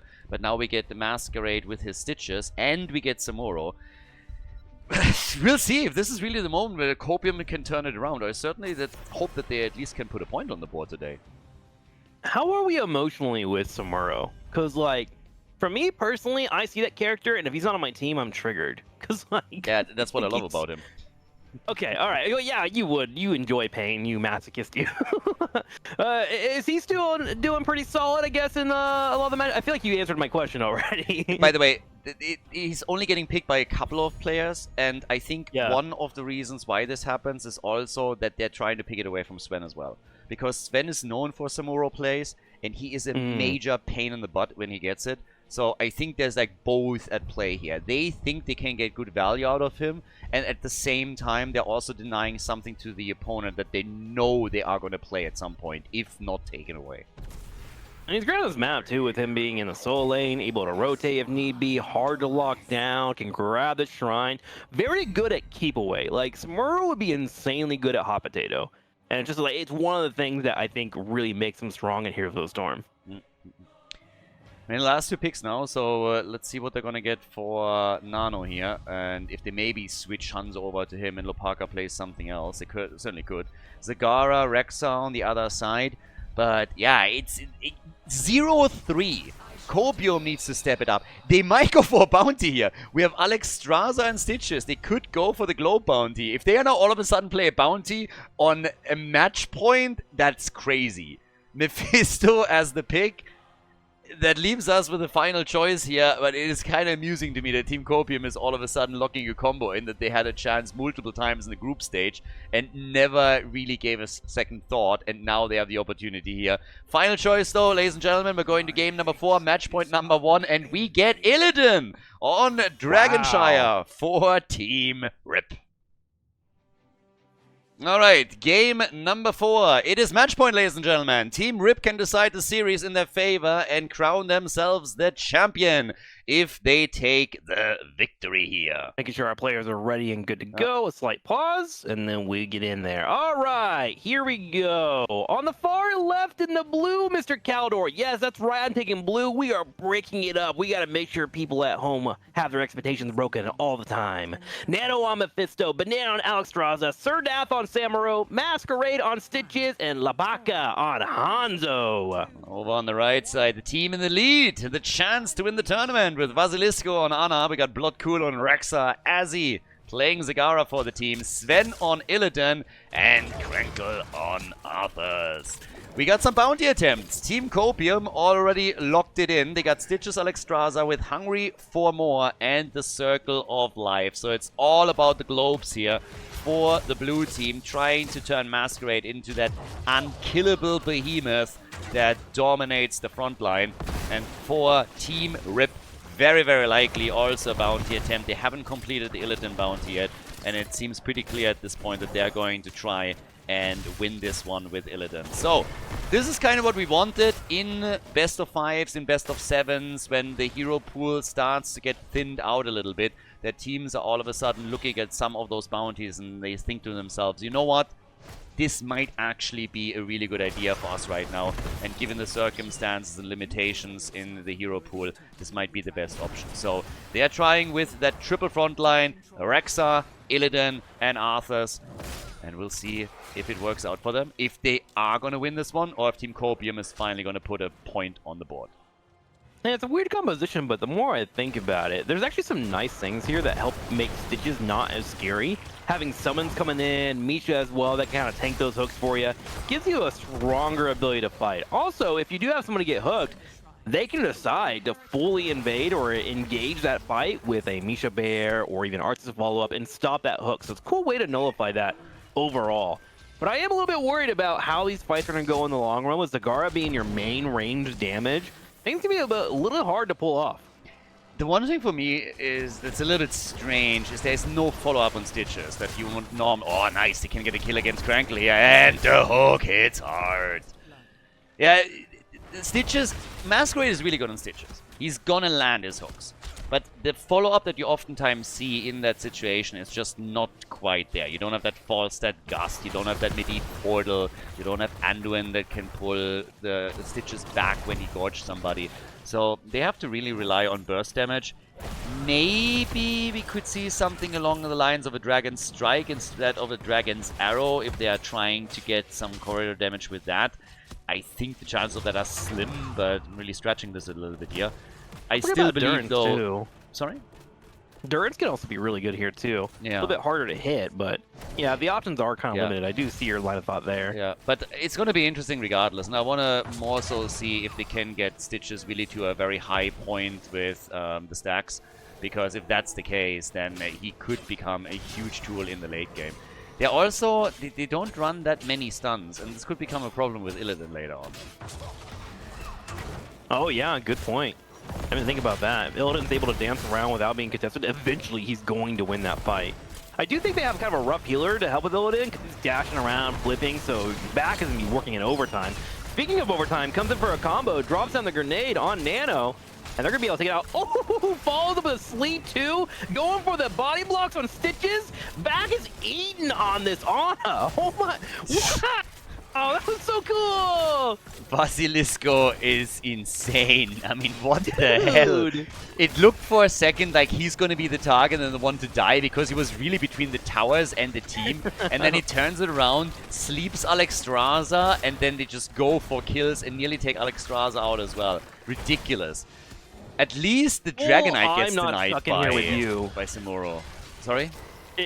Full, I'm not stuck in here with you, you're stuck in here with me. Energy coming in from back. Yeah. That was so cool to see. But yeah, the dragon was not able to be grabbed there, sadly. Oh, hang on. Crankle trying to escape. Gets off a death coil at the last second, back right in the heels. Another sleep comes in on Stitches, and it looks like they're going to be able to back away. 3 kills to 1. Yeah, I mean, we are soon going to have the quest completed for Alexstrasza, and then they can obviously boost Stitches even more. If this is going to be a long game, there is definitely a chance that Stitches is going to have a lot of HP and is just going to be unkillable. That makes him a really difficult one to deal with. And also, of course, he gets movement speed through that talent as well. That's going to help him if they get these hits in with a nice Forge later on. But they need to win this one. If they... Given the run that they had, I'm just blown away because they had such a great time in the playoffs and also in the group stage. And now seeing them struggle this much is crazy to me. The fact alone that they could lose this grand final without even taking a single map is just wild. But kudos to Team Rip. They improve continuously, it really shows. And now they're also going for the first Dragonite and are hoping to get the objective here. I mean, the major thing that's really standing out for me is they always seem to get a slight lead and then they burst it wide open at level 10. Like, even the case here now, it's smaller than what we've seen in the other matches, but even here they have a half experience bar above their opponents. They're just really, really good at soaking, squeezing out some mercenary camps, and putting themselves in a scenario to where they can get a win. And occasionally they find out 1 or 2 picks to give them that slight lead too. 16, 17 stacks now for Masquerade. I gotta say, early in the game, the stacking from them right now is really, really nice. But Hanzo gets killed again at the top. And Samuro gets out. Illidan wants the kill. Syndragosa again. Syndragosa has been the only pick on Arthas, by the way, whenever we saw him. I don't think... Really? I think we've seen a single game early in the group stage where we had Army. And outside of that, Arthas has picked Syndragosa every single time. And they're always playing around with the big engage that now led to 2 kills at the top lane. Wow. How the times change. I remember 10 years ago. I feel so old. You go Syndragosa, we would get like 1 out of every like 3 or 4 months in a match. It was just so rare. Oh, honey!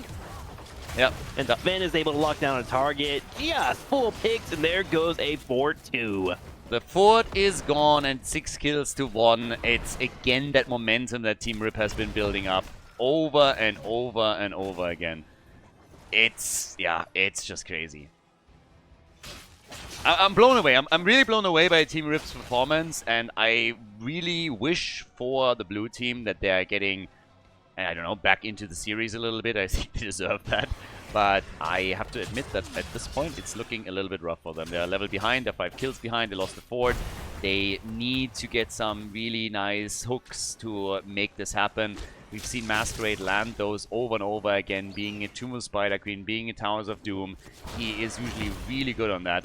But if they are missing out on hooks and kills, then this is going to be a disastrous game for them. By the way, level 10 hasn't been picked for Hanzo yet. Keep in mind, I said earlier that Dragon Strike is maybe even an option, and I think they might go for it. Both are fine, but they are considering it as well. You don't really need to show that until the moment hits, and you have to wait for a hook for that to occur anyways. So we'll keep an eye on that, see what Hanzo's going for. For now, some good pressure at the bottom lane coming in. Starting to get some decent heals starting to pop up as well. And you can tell that Rip is kind of playing a little bit towards Illidan. They're getting the Night Cants out, pushed over and over, trying to make sure that he can kind of push down that top lane. And effectively what they're doing with this pressure is they're limiting what Samuro can do, which is a great way to handle his ability to put out multiple clones. Ooh, Labaka? Whew. Gorge, Dragon Queen, Arthur's in trouble, tries with Syndragosa again, and Krankle is gone.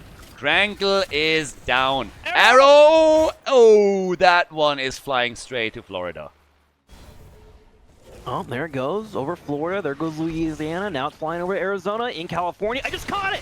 I caught it, Khaldor! It's a nice arrow! Wow! Great craftsmanship! It's an amazing arrow, yeah. Yeah, there's the hook range extension, so they got a kill. They couldn't connect the stun, but, well, they have slowly started to get a little bit of momentum here. Illidan wants to do his thing. There's the heal again from Alexstrasza, and with 30 stacks for Masquerade, that isn't too bad either.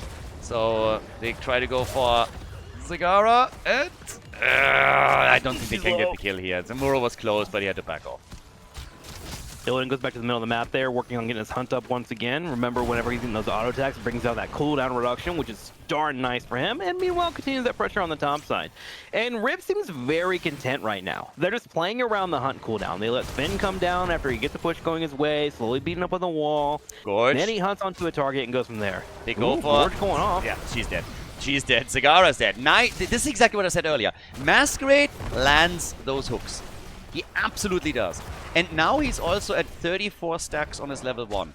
Again, I kind of want to stress this a little bit because he is soon going to sit at 15% additional movement speed, and he's already at a point where he's closing in on 1,000 extra HP. So this matters as the game continues. One thing that's occurring too is Illidan's getting to the point where he's starting to stretch the map so thin, he's even taking the Night Camp away from his opponents. Just full control right now. I'm just watching Sven right now as he's doing a masterclass on how to play Illidan and keep pressure on the map.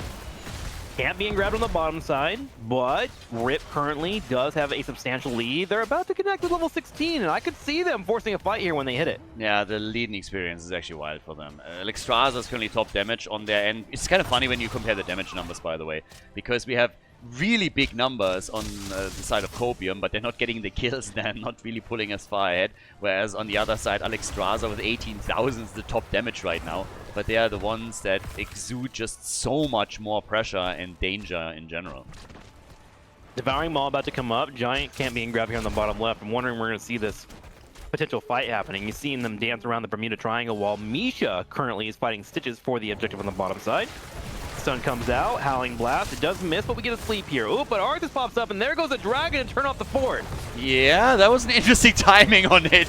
They're trying for Krankle. He's a little bit low. Can they get the kill? They don't have enough damage here. Yeah, and Nano has to retreat. Also, there is a Dragon Knight opportunity for Team Rip. The triple Maw. Get wrecked. There it is. So many small plays happening there, but it all comes down to an exciting conclusion with the Devouring Maw coming in from Zagara. Misha charges forward with the charge, making sure he can get a 3-man stun, and it's just full of deletion there. Masquerade wants to try and get a hook, but can't quite do it. And before that big Maw came out, I was going to shout out Banana H. I don't know if he saw, but the hunt was coming his way, and he was actually able to iframe it with his ultimate, just barely getting away, thanks to his, what's it called, Cleansing Flame. But it doesn't matter now, because the fort's going down, and the keep is next. Yeah, they try to go for the keep here, and there's very little to stop them. Samuro is coming in. There's just too much pressure. Misha, Zagara, the summons, Illidan is on it now too. They gobble up Illidan. They're trying to get a kill on him. The keep is gone. And they miss the ult from Mephisto. They still get the kill here, but oof, that... If Illidan escapes in that situation, that would have been a disaster. So Mephisto misses the ult, but they still get the kill. It's rough. All the forts... Well, not all. 2 of the forts are gone. A keep is gone. It's pretty reminiscent of some of the earlier games where I just always felt that somehow they're getting back into their flow, but it's happening too late to make a difference. Want us to really wonder what one of the premier commentators we hear this morning was thinking about this hand sock. Because things right now are just not going well for Copium, and they're about to go down 4-0. Any thoughts on that, Khaldor? Yeah, like I'm not quite sure. He might have some big thoughts on that, depending on what the blue team is now going to do. Because, I mean, honestly, at this point, I guess we can ask him. So, Hanzo, Yeah, what do you think? What do you think about the blue team? I think they're fucked.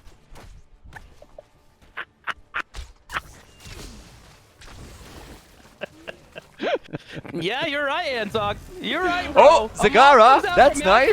Though. Hang on, Sleep comes out to lock him down. Oh, Cindergosa. They're trying to keep him alive. Amal will connect. No way. No way they keep Zagara alive. She has no mobility whatsoever, but she does have friendship. Meanwhile, Hanzo's going to be able to take out Misha.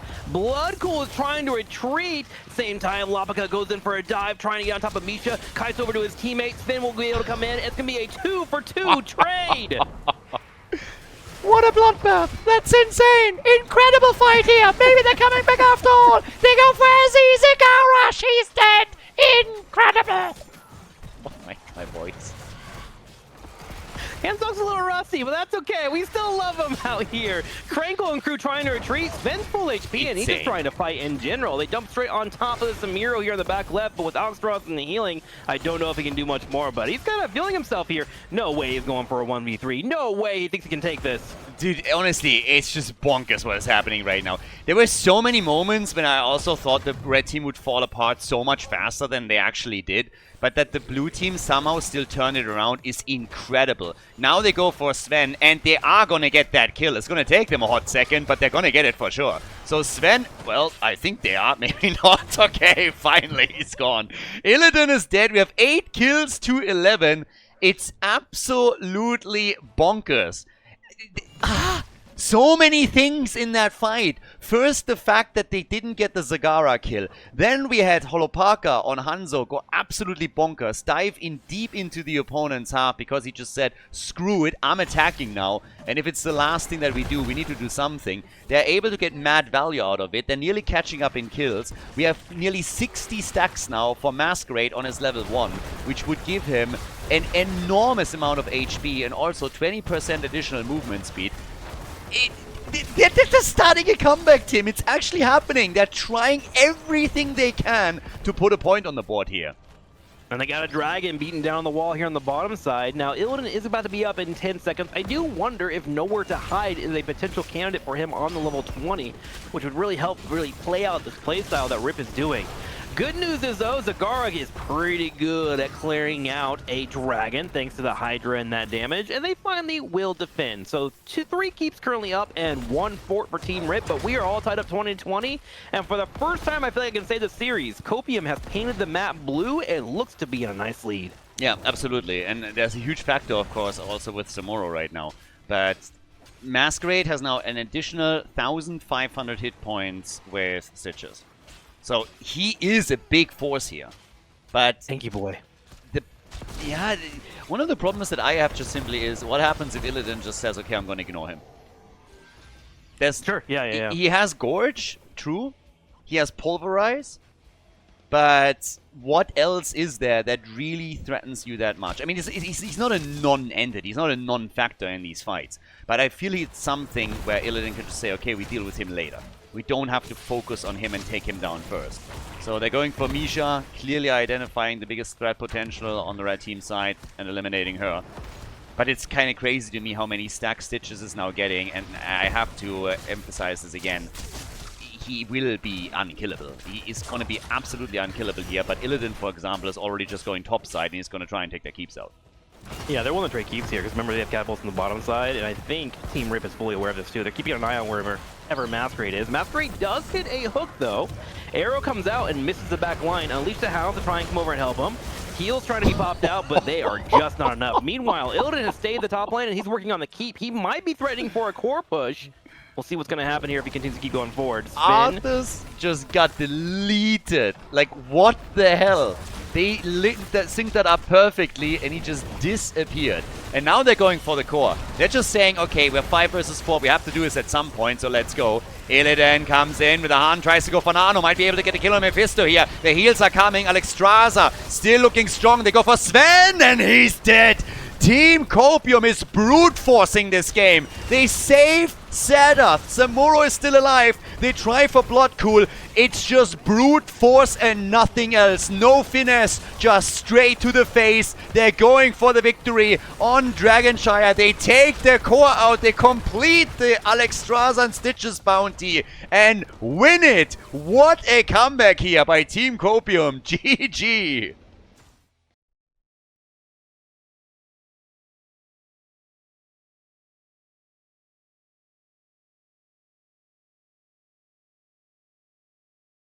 Infernal Shrines! Guys, it's game number 5. It's actually happening. Copium is making the comeback a thing.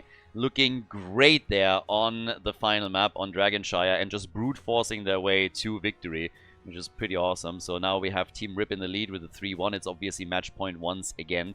Also, quick news, Tim had to go. I don't think he expected to stay for this many maps in the first place. He promised that he would join me for the grand final. Usually he's here for like 2-3 maps, so I'm already very happy that he stayed longer than normal, but obviously he has his own stream to run too. So yeah, big shout out to Trixler, and it was always fun to have him here. We're going to continue with the rest of the tournament now by ourselves. And well, that means that we have 40 heroes that have already been played and cannot be played again. And off we go. Can the blue team lock in a few more victories and maybe turn this series around? It's definitely not going to be easy. They need to win 3 in a row now if they want to crown themselves the champion. First we have Genji banned out, but that last series was honestly wild. There were a couple of fights where it really felt at the beginning that I can't get over the battle in the middle, honestly.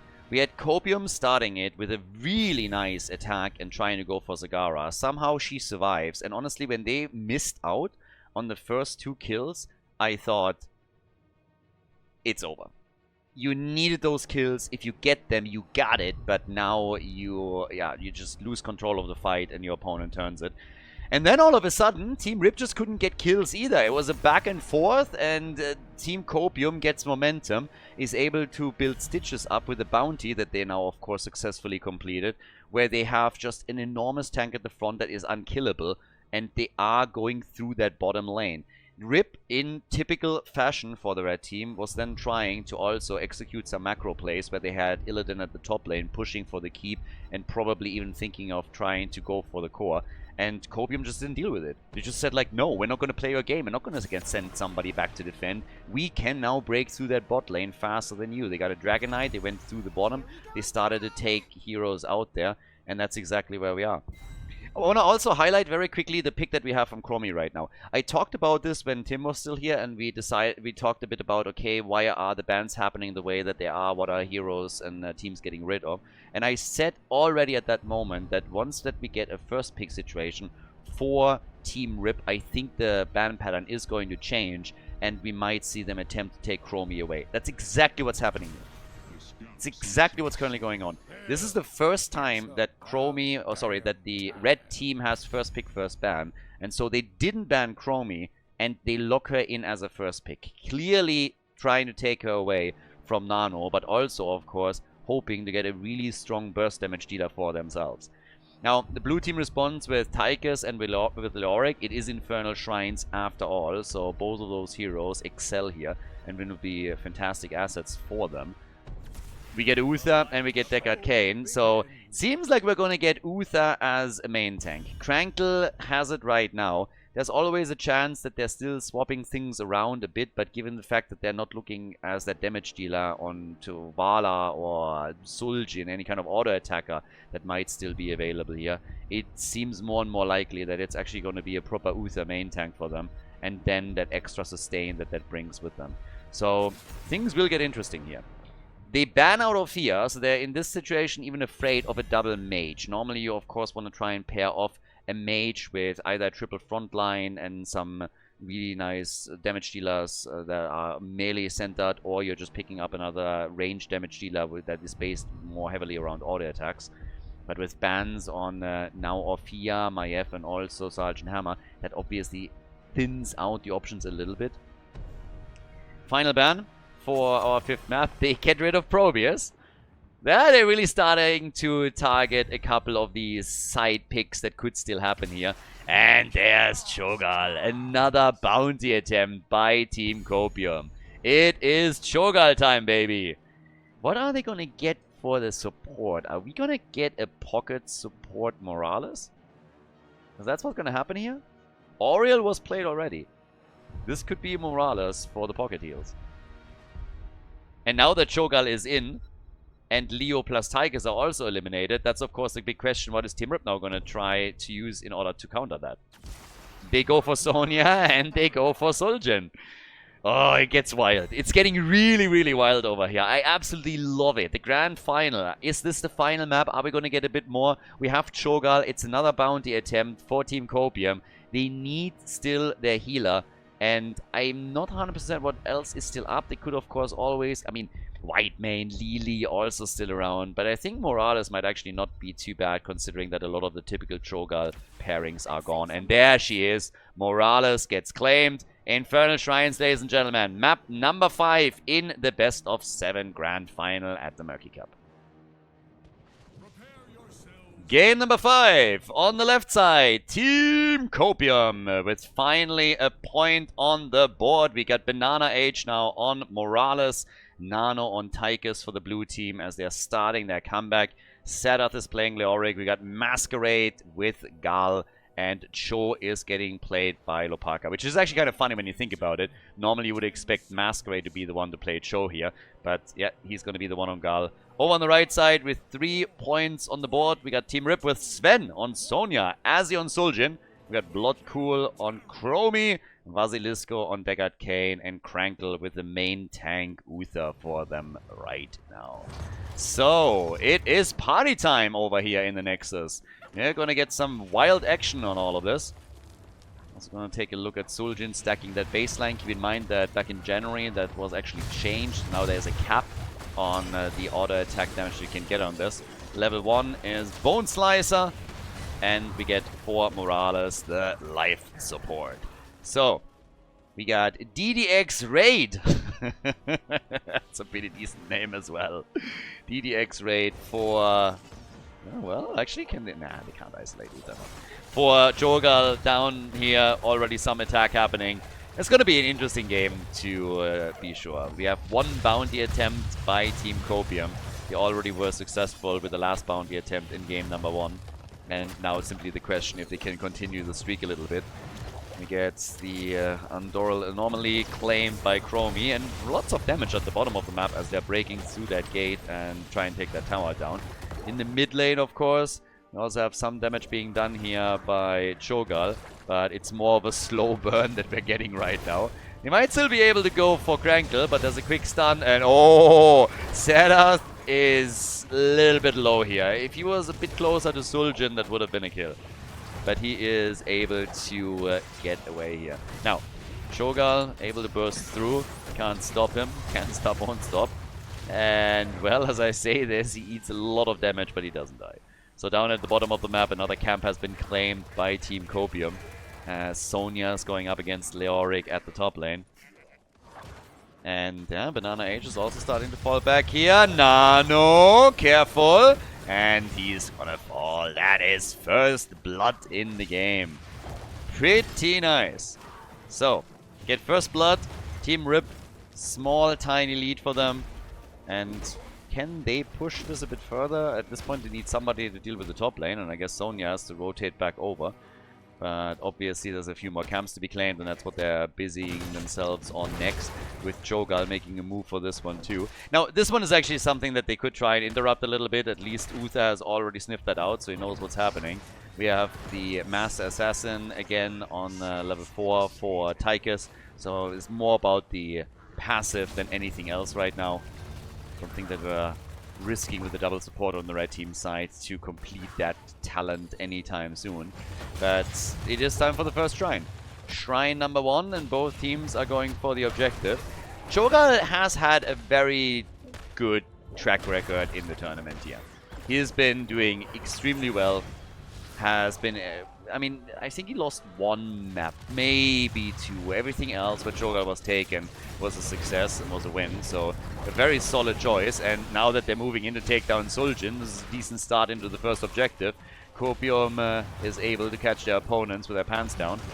When Team Rip is losing one of their main damage dealers on this. Also, Uther sitting here at the side as Sonya is pushing at the bottom of the map still. They are going to get a lot here. This is a lot of time and space that she can work with. And if they're not rotating heroes down very quickly to deal with her, then she might be able to take the entire thing. Leo is coming in, but that's... I could have absolutely seen Sven even stay a bit longer and make sure that he gets more damage on it. Either way, at the top, the Punisher now taken. Should be able to bait this over the wall fairly easily and then defend. So yeah, there's the bait already happening, and they're going to burn this down very, very quickly. Still, at the bottom of the map, there was a solid damage on the fort. So the whole idea was here to give up the Punisher, but at the same time to do enough damage with Sonya at the bottom of the map to get value. And technically, they've gotten more than the opponent. They destroyed half of the HP of that thing. That partly was done, of course, by Sven, but it was also enabled by heroes like, for example, Uther sitting here and with stuns and a few body blocks slow the rotation down on the blue team, so that Sonya had more time to accomplish that. Lots of slows also from the red team that they're obviously using. Cho'Gall gets attacked at the top 2. They were hoping for a bit of body blocking.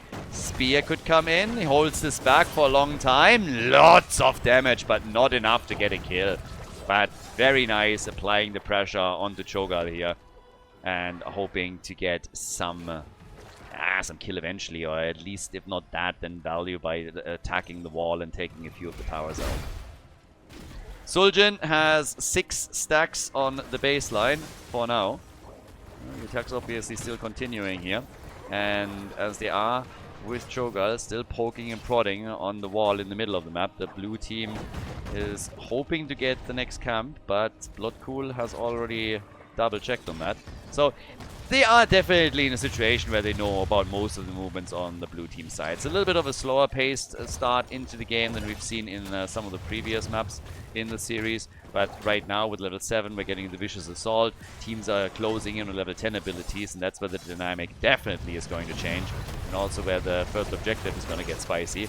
But they try to go for Tychus here. He's a bit low. Cho'Gall came in, helps out. Morales also getting attacked. Chromie might be able to fire away a bit more, but it's Crankle that falls. Uther gets destroyed. And that's a second kill for Team Copium as both of the teams pick up heroic abilities.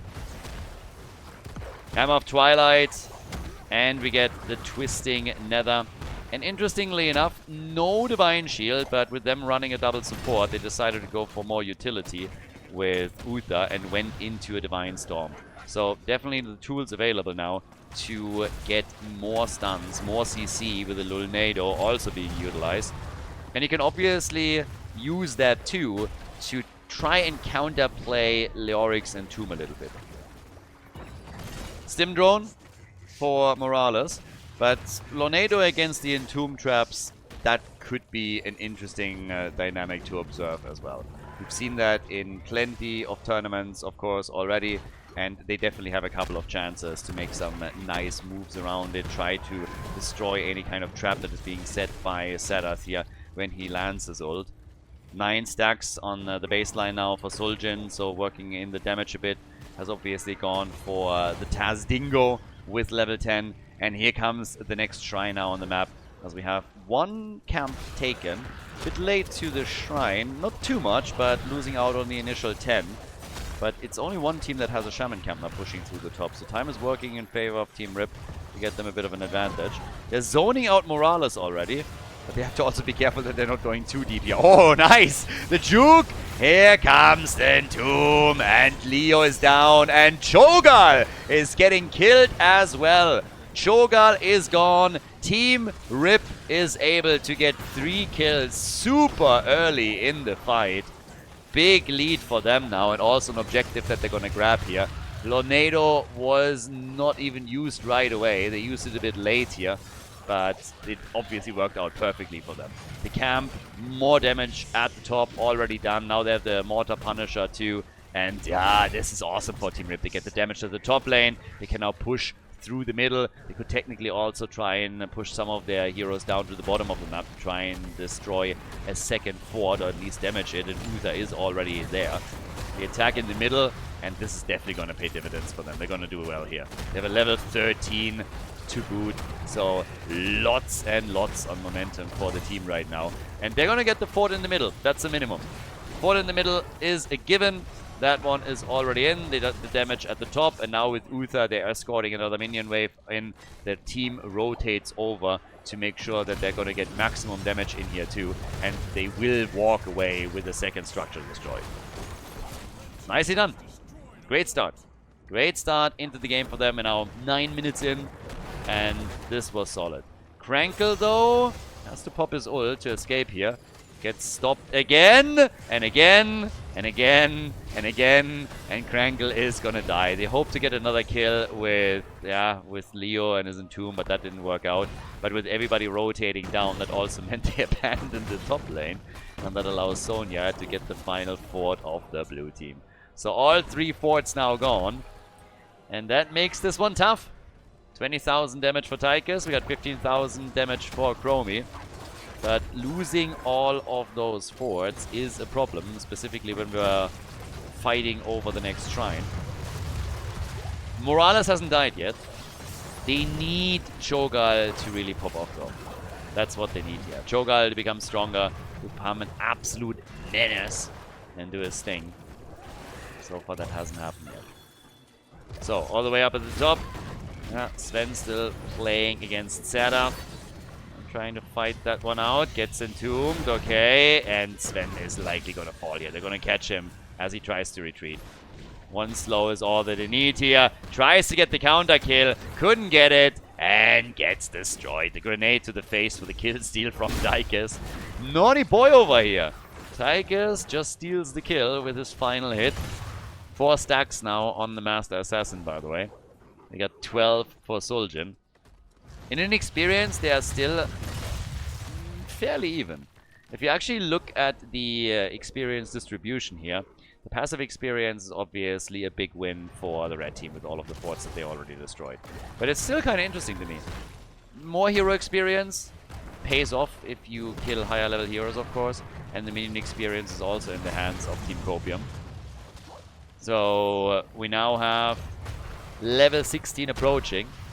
The next objective spawns at the top, and again the problem is that on not a single lane do we have a fountain left in the middle of the map for Team Copium, so that's a problem. With Benediction now, we got the double stun.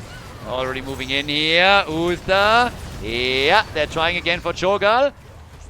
Is he gonna get away here? It seems like... Oh, nice! The Lulnado! Lulnado was on point. They stole the camp, but they're not able to get a kill. I think they're going to be very happy taking the camp in the first place, but of course they would have loved to also be able to now move in to get another kill against Cho'Gall just before the objective spawns. They weren't quite able to pull that off, but just the fact alone that they took the camp away from the opponent is already a bit of a victory. So yeah, Banana H might get attacked here. Uther wants to get the stun, and does. They go for Cho'Gall again. Uther maybe going a little bit too deep here. They have the double support, but this was still too greedy from Krankle. So he dies. They get Cho'Gall. I was about to say, it seems like he can still survive through this with the help of Morales. But nope, they get that kill. I feel a little bit bad for them. They just are able to take Uther down. And then, as it seemed like, yep, this is ours, they lose Cho'Gall. So Cho'Gall is gone, and this is just, it's just rough. Just as it seems like, yep, you've done it, you've turned this one. Now it's 5 kills to 6. Cho'Gall is gone. They have to give up on the Punisher at the top. And here in on the right side, the next camp is already about to be taken, as in the middle there's a bit of a pressure play made by Copium as well. We get now 27,000 damage for Tychus and 22,000 for Suljin. Yeah, Sven at the top, still taking this, and now with the Punisher, they can aggressively push for the top side keep. Especially since the blue team is still at the bottom of the map. They got a hearth and they got a hearth quickly. That's not only true for the 2 heroes here, but Nano, for example, needs to get the hell out of there. They need him for defense. They need that Odin. And they're already softening the wall up at the top before anybody is even there, including the Punisher. So, yeah, tower goes down. Gate is getting destroyed. Here comes Odin. They're starting to bait it in a little bit deeper, but it doesn't change the fact that the keep is in trouble and it's a frozen Punisher, so it is able to keep at the top lane pretty much instantly. And Tomb hits Sven, but they're not getting the kill. So Sven survives, and the keep is indeed gone. And damn, Suljin with the damage on Tychus. Oof. Big damage from him. They gotta retreat after all. But the keep taking that out is already a victory. Now, down at the bottom of the map, they had to trade it for a fort, so the fort gets destroyed. But it's still a big victory here for Team Rip when you look at the situation that's unfolding on the map. Not only are they structurally massively ahead, but they also have a 1-level lead in experience that will get them an early level 20. Again, Uther moving aggressively into the back line, gets the stun out. Here comes the play for Krankle. They're about to get the kill here, but Morales is the first one to fall. Uther is gone, still ghosting around here and supporting the rest of the team. But with Morales gone, that's the only solo heal eliminated. And Nano drops next. Tychus is dead. That is 2 heroes down on the side of Copium. More and more momentum now for Team Rip, and more importantly, a level 20 talent that they're going to get with this minion wave that they're attacking in the middle. So now they're moving to... Oh, they're trying to go for the core. They're not even bothering with the keep here. They're going for the core right away. They want to end the game. Sonya is already under trouble. They're trying to take the core out, and Sonya is just slamming away here. They only have 1 support with them, and they're starting to back off. I thought they would go for the keep. And I really think on the keep, they might have had a chance to take that out. But now they just overstepped, and they didn't get anything. A little bit too greedy. We had great decision making throughout the entire match, not only here in the grand final, by the way, but also loser bracket final. Rip had fantastic shot calls in so many situations, but right there they were a bit too greedy. They thought they could get more. It backfired a bit. Uther wasn't there. They didn't have enough sustain. And now, of course, the chance to just come in, take at least the wall out, maybe siege up until 20 is close for Team Copium. So they're trying to get that. Joker at the top. Double catapult still at the bottom of the map that they can also attempt to protect in order to burn another wall down. So they're opening essentially all of the lanes up here. Yeah, the grenade is at least taking the catapults out. We're now 16 minutes in, so catapults also hurt a little bit, but they're already starting to retreat here. And it's another play for the objective in a few moments. Hasn't been announced yet, but we have now 20 on each side, and we get the cheesy play. We get Twilight Frenzy at this point for the cooldown reduction, and then more importantly, the death timer reduction by 50% with the Hour of Twilight. So if you go for that, you can start to YOLO in big fights. You can trade Shogal's lives for structures on the other side of the map. Because by the time that the opponent crossed the map, Shogal will be back. That death timer is so low that Shogal is going to be back already to help out with the defense. So you can get a bit cheesy with that. But right now, we have 20 versus 20. It's going to be an important objective here for the two teams. There is still pressure at the top lane. Catapults are soon going to arrive at the core of Team Copium. Uther gets hit, gets healed, and survives. They turn it on Leo, and they get the kill. Leorki is eliminated. Leoric is down. And they still fight over this. Here comes the stim drone on Tychus. And he has an insane amount of attack damage. And a tactical pause! The 3-2-3 moment. They get the tactical pause here. And now the question, of course, what's going to happen next? There's catapults, by the way, at the top lane. We got 3 in total that are going to march through. We are 17 minutes into the game. So an opportunity maybe for Team Rip to delay that fight and see if they can get value through those minions. But the pause by Sven as the red team is trying to escape here. Nano is boosted, literally at this point. So Odin is there.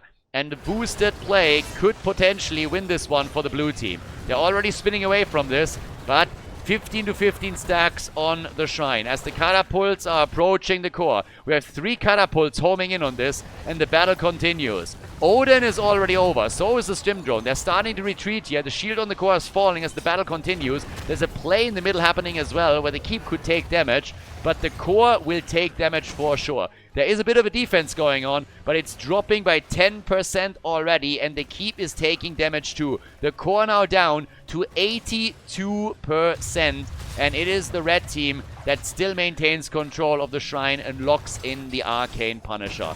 Right there. 43,000 damage for Soljin, 53,000 for Tychus, and the play by Team Rip at the bot lane to take another keep apart. This would be the second keep that gets dropped if they're able to pull this off. 6 kills to 9. And here comes the move. They take the wall out. There's another camp in the middle. So another one that could threaten the mid keep.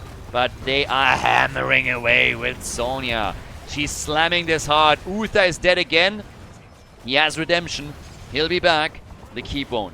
The keep is gone, and they could now go for the core, but in the mid lane, another keep is going to get attacked by minions and catapults in just a second. Odin is back up. The big red button is getting used. Instantly, the stim drone. But the core is losing its shield quickly.